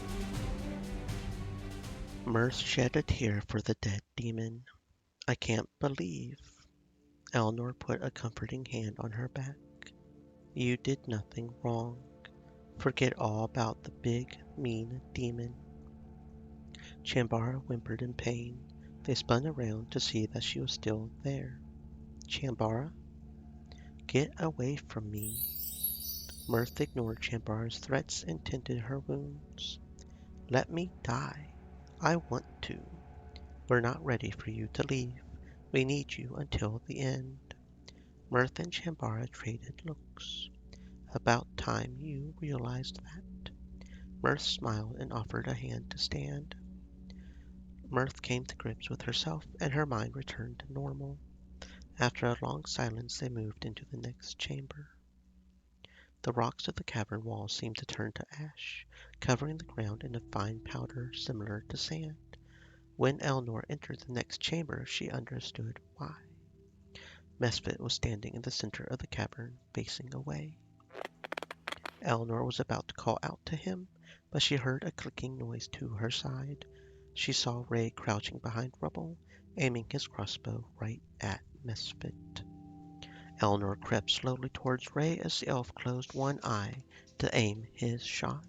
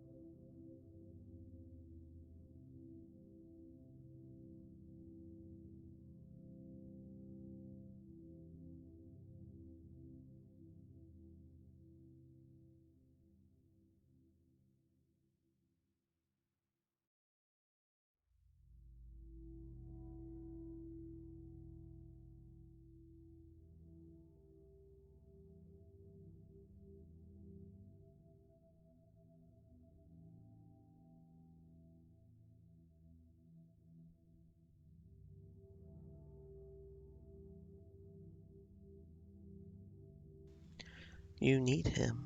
You need everyone here to defeat Faust. Ray continued to stare down his crossbow at his target. Ray, quiet. Don't you see what this realm is doing to you? It's testing you. It's testing me. I can't let you do this. I've waited too long for this. He's escaped my bolts too many times. He was my kill. I was supposed to take him down. But did I get it too? Did I? Ray finally looked at Elnor, his eyes as sharp as knives.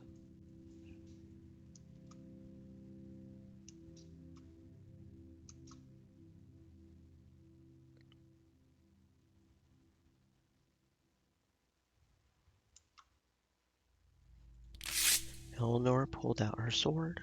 Ray heard the sound and stood up, trying to make the shot before Elnor could stop him. Elnor had no choice. Ray's inner demons could not win. Review your party before setup.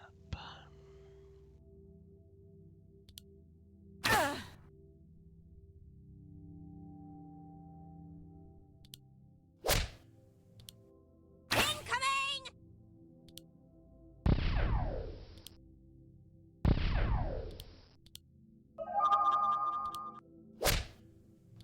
Okay, now let's see if they had anything good on. Before Elnor could land another blow, Mesfit pulled Ray away and thrashed at the party. Mesfit? The dark elf stood protectively in front of Ray, growling. He's guarding the elf. Strange. Elnor dropped her weapon and held up her hands, showing Mesfit that she was no longer a threat. He started it. Mesfit's demonic features retracted just as Ray attempted to stand up behind him. They looked back at the forest elf. You saved me. Why? I have been on the other side of the dark. Mesfit looked back at Eleanor.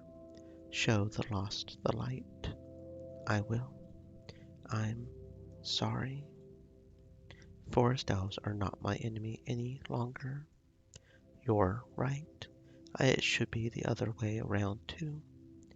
Mesfit faced Ray completely now, and they took each other in, brother elves for the first time. We both have something to lose in this fight. Our lives, our homes. Do not die. Ray flipped his bangs out of his eyes. Naturally. They smiled at each other. Karen reminded them of their mission, and they left for the chamber together. A pile of gold coins and gems littered the floor of the next room.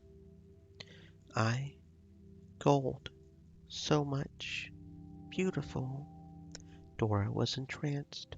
Eleanor held her back from wandering inside in case of traps. No one seemed to be around the treasure at first glance. Salzer appeared out of the corner of their eyes, surprising them. It's not real. Salzer, are you okay? None of this is real. We know. We're trying to find everyone so that we can get out. Salzer gazed at the gold pile. Without a word, he walked up to the treasure and picked up a few coins just to feel them. Are you ready? I'm not allowed to own possessions as a monk, you know.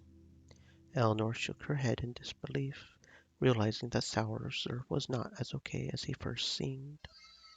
My life before I became a disciple, all I ever wanted was this stuff. Gold. Gems. He clutched the gold coins tightly into his fists. I became a monk to escape that life and repent for my sister. But have I? What has being a disciple of truth really done for me? Salzer. Nothing. I haven't changed the world. I haven't repented for any of my sins. They still happened. I'm still the same boy who wants nothing but this. He threw the gold coin from his hands. It clanged loudly, making Eleanor cringe. You have changed the world. Without you and your monks, the undead would have overrun Mount Kronos. they would have been completely out of control, just like the demons are now. You're about to change the world in a significant way, too. Killing Faust will save all of Erevorn.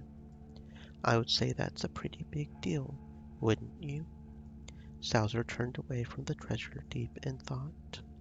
He laughed through his nose. That's not bad at all. Thank you. I feel the effects of the dark magic leaving me. Take me with you, and I'm sure I'll be in fighting shape by the time we reach Faust. I promise. Elnor smiled and walked up to him to pat him on the shoulder. When Elnor walked closer, however, a familiar dwarf jumped out from behind the sparkling piles. Stay away from my gold. Everyone gasped at how frightening Ramos had become. He was being completely controlled by a phantom anger. Rami, it's me. Ramos glared at them all in a berserk rage. He didn't even look at Dora. He doesn't recognize any of you. Ramos, put the axe down.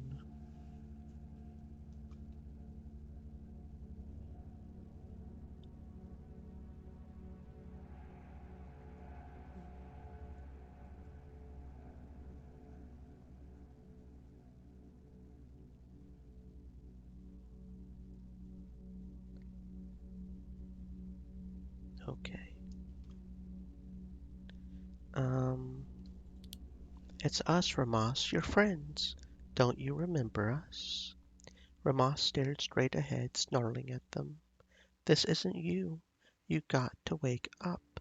It's me, Dora. Ramos slowly looked over at Dora. She smiled, hoping that he finally recognized her. Ram. Ramos suddenly lurched at them with a crazed howl.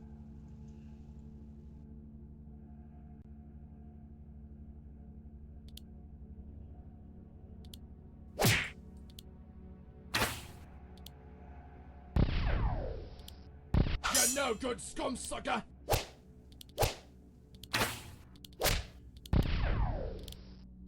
You no good scum sucker!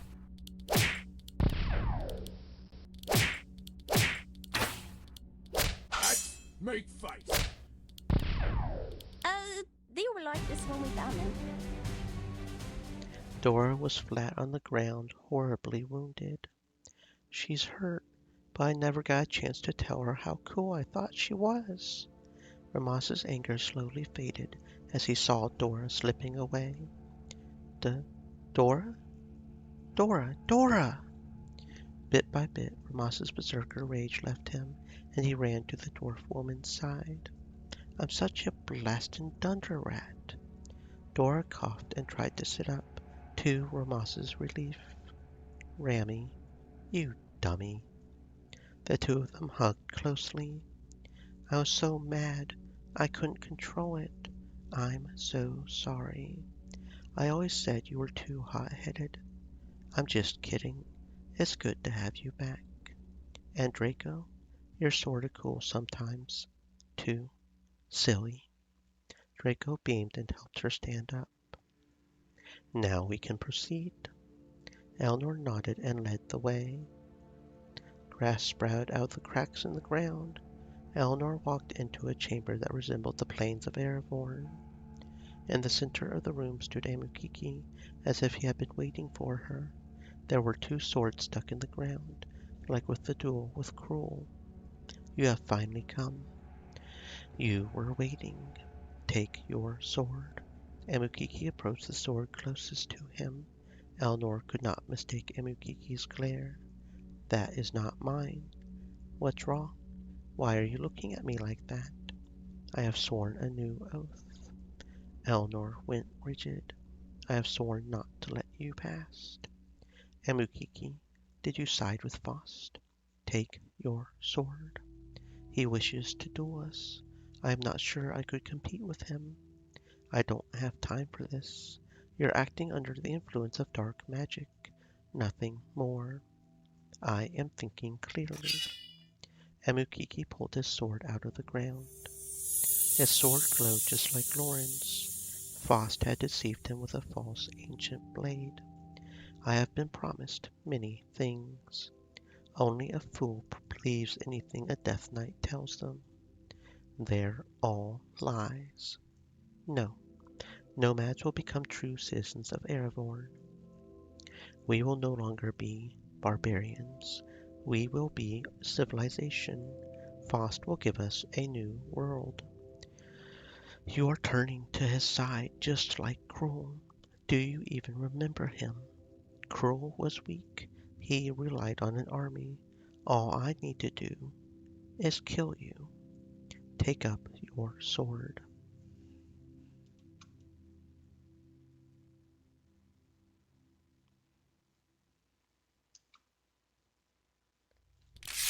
Eleanor pulled out her own weapon, not trusting the one Faust had supplied.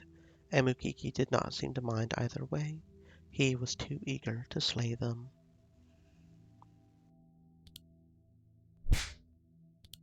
You're too easy. Either I'm really good or they really weren't. And Mukiki dropped to one knee. The sword! He tossed the false ancient blade away from him. He unleashed a sorrowful yell of defeat. No one did anything as Mukiki tried to come to grips with reality. You have won the duel. Take your prize. Stand back up. You're coming with us to fight Faust. And Mukiki looked up with hopeful eyes, unable to believe he was allowed to live. We have all made bad decisions recently. Rest assured that you are forgiven. Eleanor held out her hand to Amukiki. The gladiator stared at it for a while until he grasped it firmly.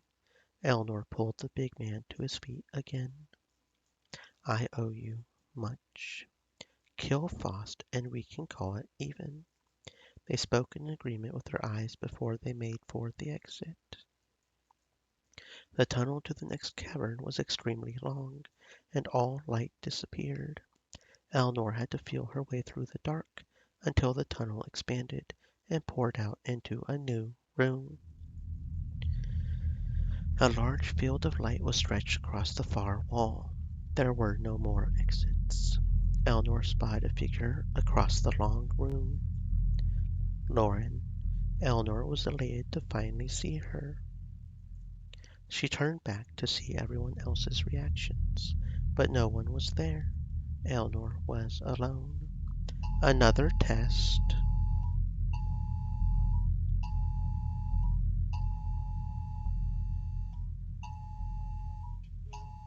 Okay, I got it.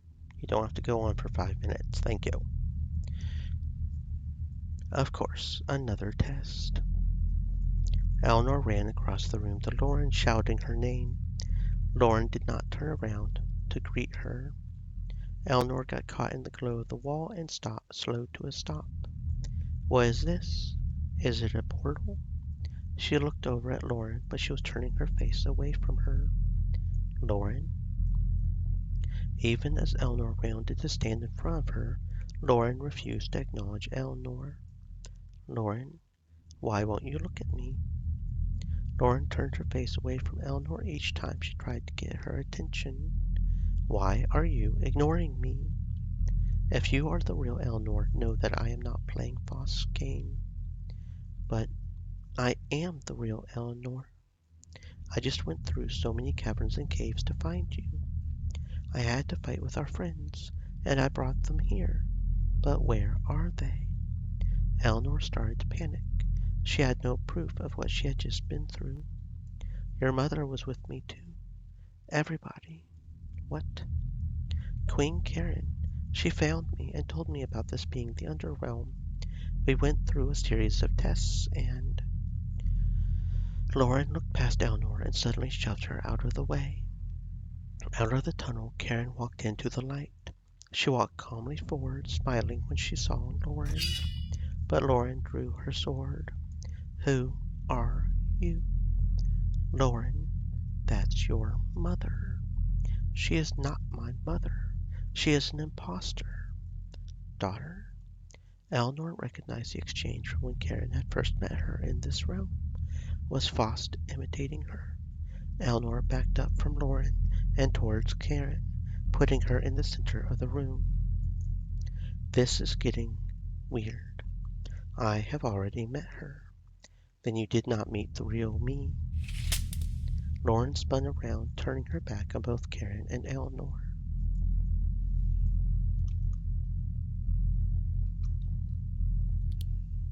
What did you do with the other Karen? I ignored her, as I should be doing with both of you. Loren, don't ignore us. We need you. And play into Foss's hands. I do not like being forced to play games for my enemies. Neither should you, if you are actually real. Loren scoffed and went silent. We are real. How can I prove it to you? Loren was true to her word and did not reply. Eleanor slowly walked up to her. Eleanor walked in front of her and tried to look into her eyes, but she kept them averted, so she moved in even closer.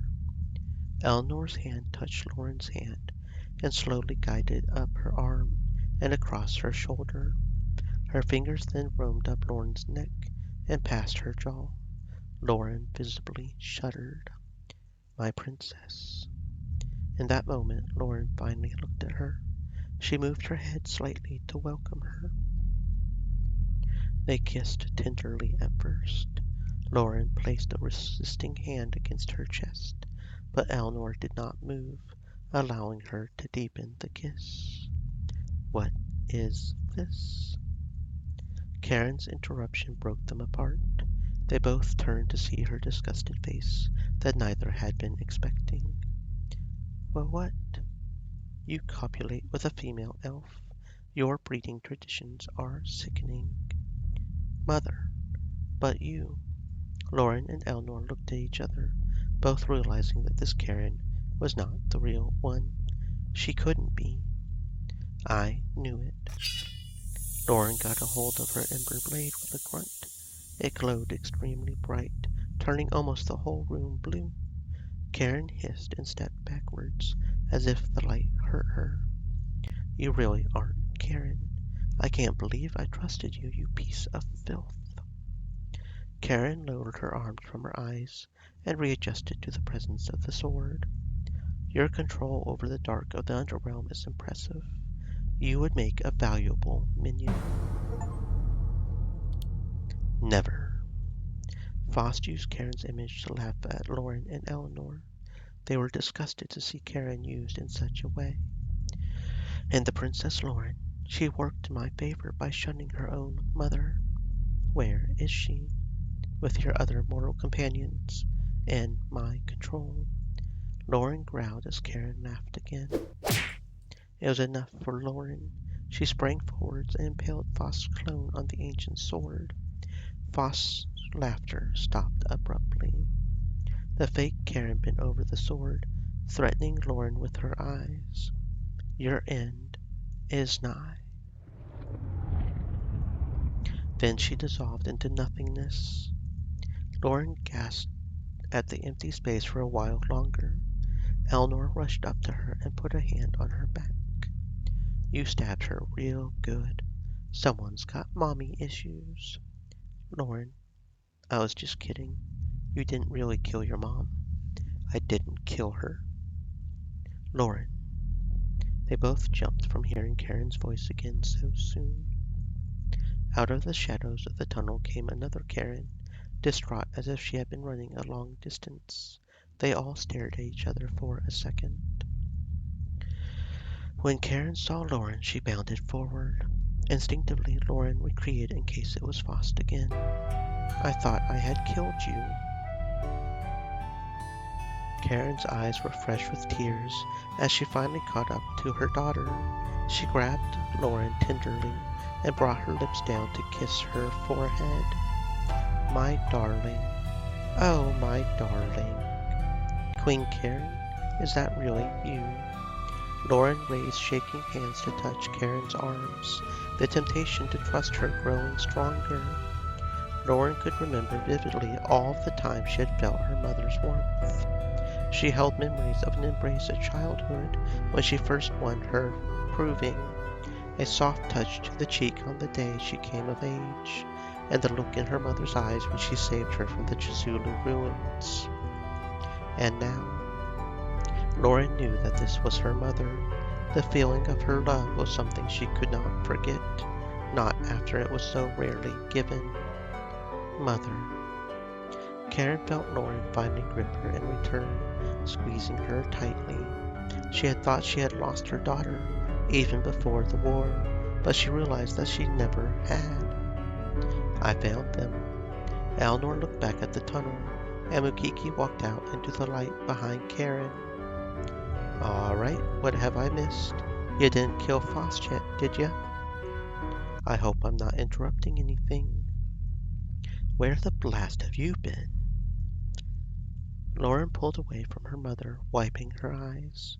She resumed her stern demeanor, knowing that Faust was still at large. What is this room? They all looked up to the large portal against the far wall. It rumbled mysteriously. They were mesmerized while watching it pulse. Unbelievable. Apollonius walked up to the wall and waved his hand through the aura of light radiating from it. This is no ordinary wall. We figured that much. Apollonius stuck his staff against the wall, and the end of it disappeared. Everyone held their breath when he pulled his staff back out. His staff was cut clean off. Everyone stand back. No one had to be told twice.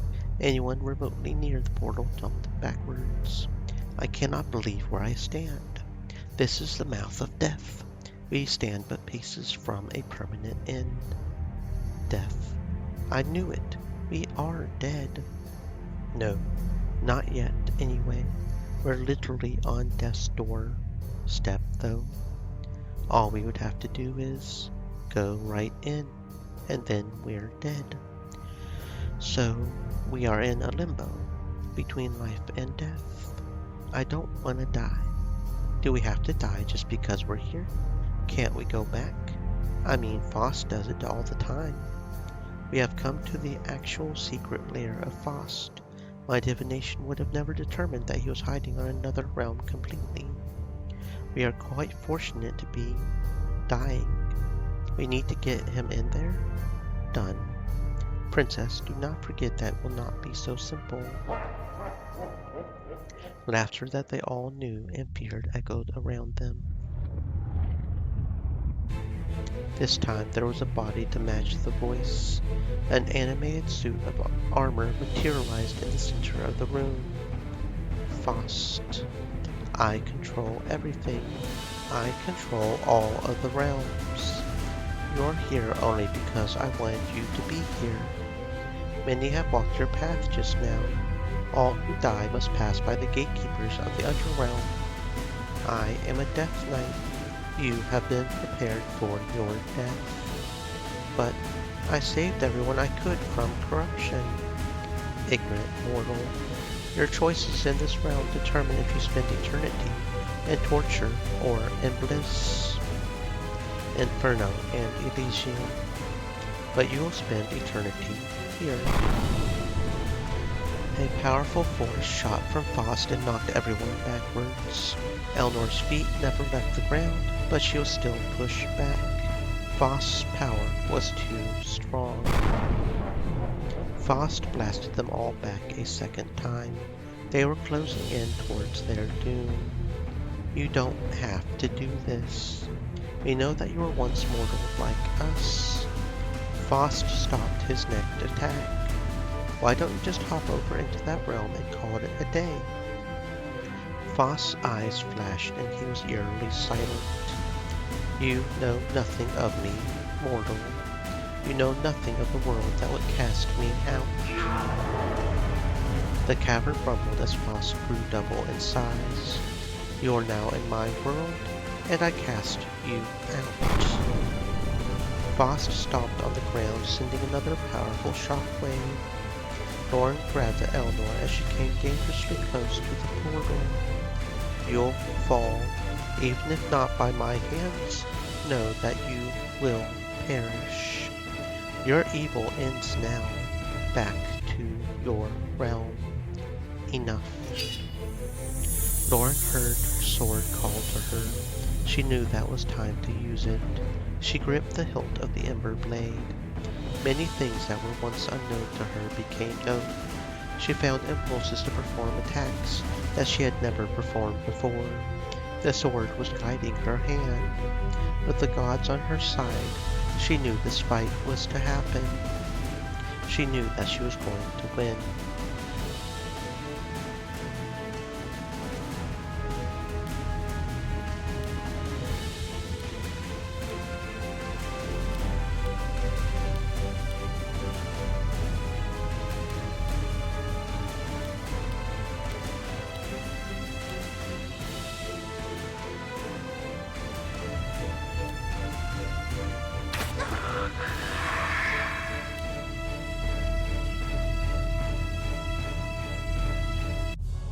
Impossible.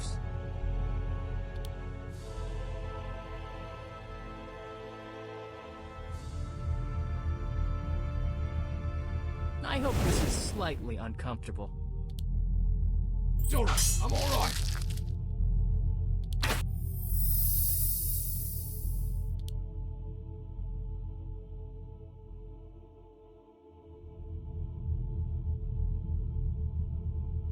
Everybody, get down!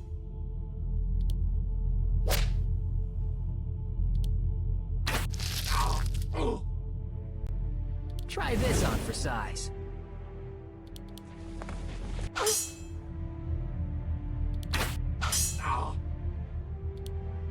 I will not be bested. I'm up!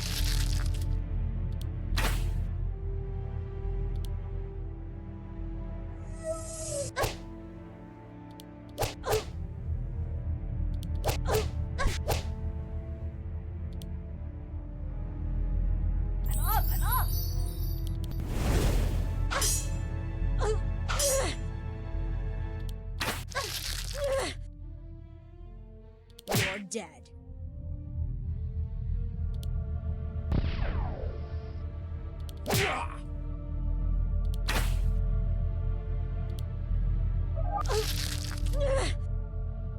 Try me if you dare.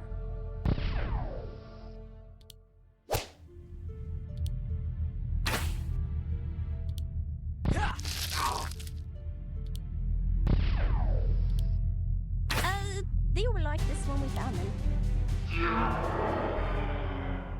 Voss shrank down to his original size, falling backwards against the portal to the realm of death. Victory. May you find some peace in the afterlife. The wall sputtered and reacted to Voss's body, but he did not fall through. He was not dead. The gateway hasn't opened for him. Apollonicio took in a deep breath. It's time. What's going on? Eleanor shot a look over at Loren, her heart suddenly beating wildly in her chest. I'm not sure what you mean.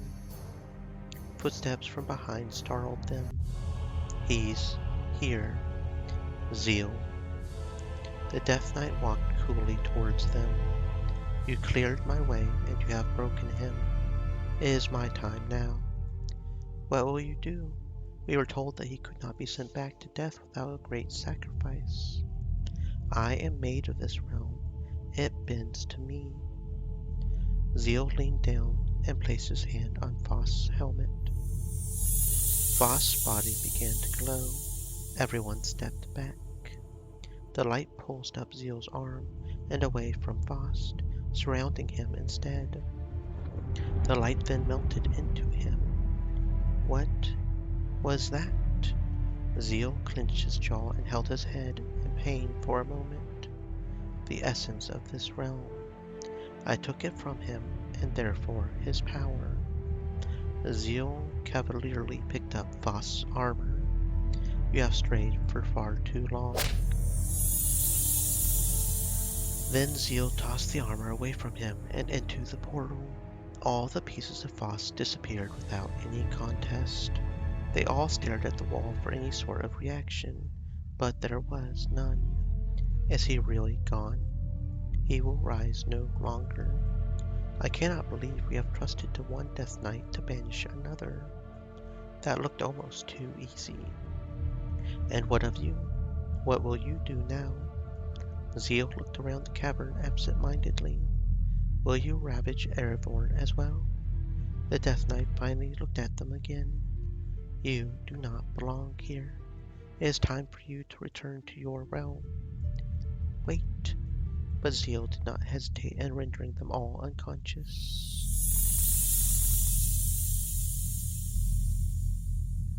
The sight of the underrealm faded from their view. Eleanor could feel her limbs again, and she could see, too. The dreamlike haze had completely left her. She picked herself up off the ground. Ash fell from her. The volcano that once housed Phost's lair had been destroyed. All around her, her comrades rose from the rubble and helped each other to stand. Loren and Karen were standing by the edge of the new cliffside, looking down below. The armies below were celebrating a great victory and tending to the wounded. They had truly won the day. Eleanor took several very sore steps to stand by her majesties. That wasn't so bad. Only you would say that at a time like this. The wind blew between them. Loren looked down and then up again. Thank you. We have all been very fortunate. Let us not waste this second chance at life. They looked over at the horizon together. Rescue teams began to scale the volcano's cliff. The sun was the same as the one they had seen the morning they marched from Hammerhands, but at that moment it looked brand new. Loren was crowned Queen of the Amazons. She was welcomed warmly by her people. Celebrations were held for months after the crowning, toasting to Loren and Karen's great triumphs. Loren made sure to use the knowledge that the Great Mothers had bestowed upon her in her trial. Though her rule would be different from tradition, it would be for the better. Loren's first act as queen was to release Eleanor from service, making her a free elf. The transition was not as great as Eleanor was expecting, as she had been given much more freedom than she realized, but the feel of first stepping out of the Citadel's gates would be a memory she would long remember. The most important decree of Loren's rule was the immediate release of all slaves from the service of the Citadel. All servants were given their freedom, though many stayed to earn a living and rise into ranks they were more than qualified for. Not everyone was pleased with the new direction of the Amazons, and some rebelled against Loren. However, they learned that she was not a weak queen. Loren handled all of her challengers with ease, earning her their newfound respect. Between Eleanor, Loren, and her defenders, the discrimination against men slowly faded away as they proved to be a beneficial part of their society. The concept of a male Amazon became more of a reality as their civilization grew. Eleanor was recognized as the queen's lover and given the title of head concubine. Loren was disgusted by this and disassembled the queen's harem, dismissing all concubines completely. She swore that she needed no one other than Eleanor in her life, and in many years they spent together, they proved to be true. Loren could not even take a male mate to produce heirs, sealing the fate of her bloodline on the throne. And when the day came that an Amazon challenged Loren's title, she made the challenger promise to take care of Eleanor until the end of her days. She agreed before they fought to the death. Loren died in that duel, and the title of queen was passed on to another worthy Amazon. True to the new queen's word, Eleanor never wanted for anything except for Loren. Karen became a representative of the Amazons to the Empire and the Elves. She helped change the world's views of the Amazon, just as Loren was changing things within the Citadel. She found ways to build trust with the lizard people in the swamps, and helped show Erevorn that they were an intelligent and unique race worth respect. The Dark Elves were reintroduced to the forest, thanks to Mirth. All settlements in the desert were invited to Grand Tree. Some stayed behind, not wanting to abandon their 1,000-year-old heritage. Most, however, wanted to return to the forest. It was a difficult assimilation for both sides, but a little time and reminders of the Great War of Everburn reduced their petty differences to nothing of consequence. Mesfit took his father's place as the leader of the Desert Dark Elves. He would never return to the forest like his brothers, but it was comfort enough for him to know that was now an option available to his people. The call inside of him would never truly go away, but he learned how to overcome it. Mirth became a renowned elder druid, calming radical isolationists and showing the beauty of opening the forest up to the world. Though some elves still insisted that they didn't want to be influenced by any outside culture, most elves saw that they could keep their culture while embracing others. The Empire made efforts to repair the rift between the human and the elven nations after pressure on the council from a Polymisho, who was reinstated as Archwizard by popular demand. There was great support from both populations, easing the passing of a decree that formally made the two nations allies. Apollonicio himself was finally able to pursue his alchemy in ways that could help the whole world, and not just himself. He took on as many apprentices as he could handle, and helped spread his knowledge of science across Erevorn. Many lives would be saved from his discoveries. Dora lived with Ramos in his family's estate in Hammerhands, helping to rebuild the city and their new family. Ramos made sure they provided Dora with a good life and a few shiny presents now and then to keep her out of any jails. Ray's prejudice against the Dark Elves disappeared over time. He even became an advocate for their integration back into the forest. He put his assassin days behind him and tried to put his skills to better use.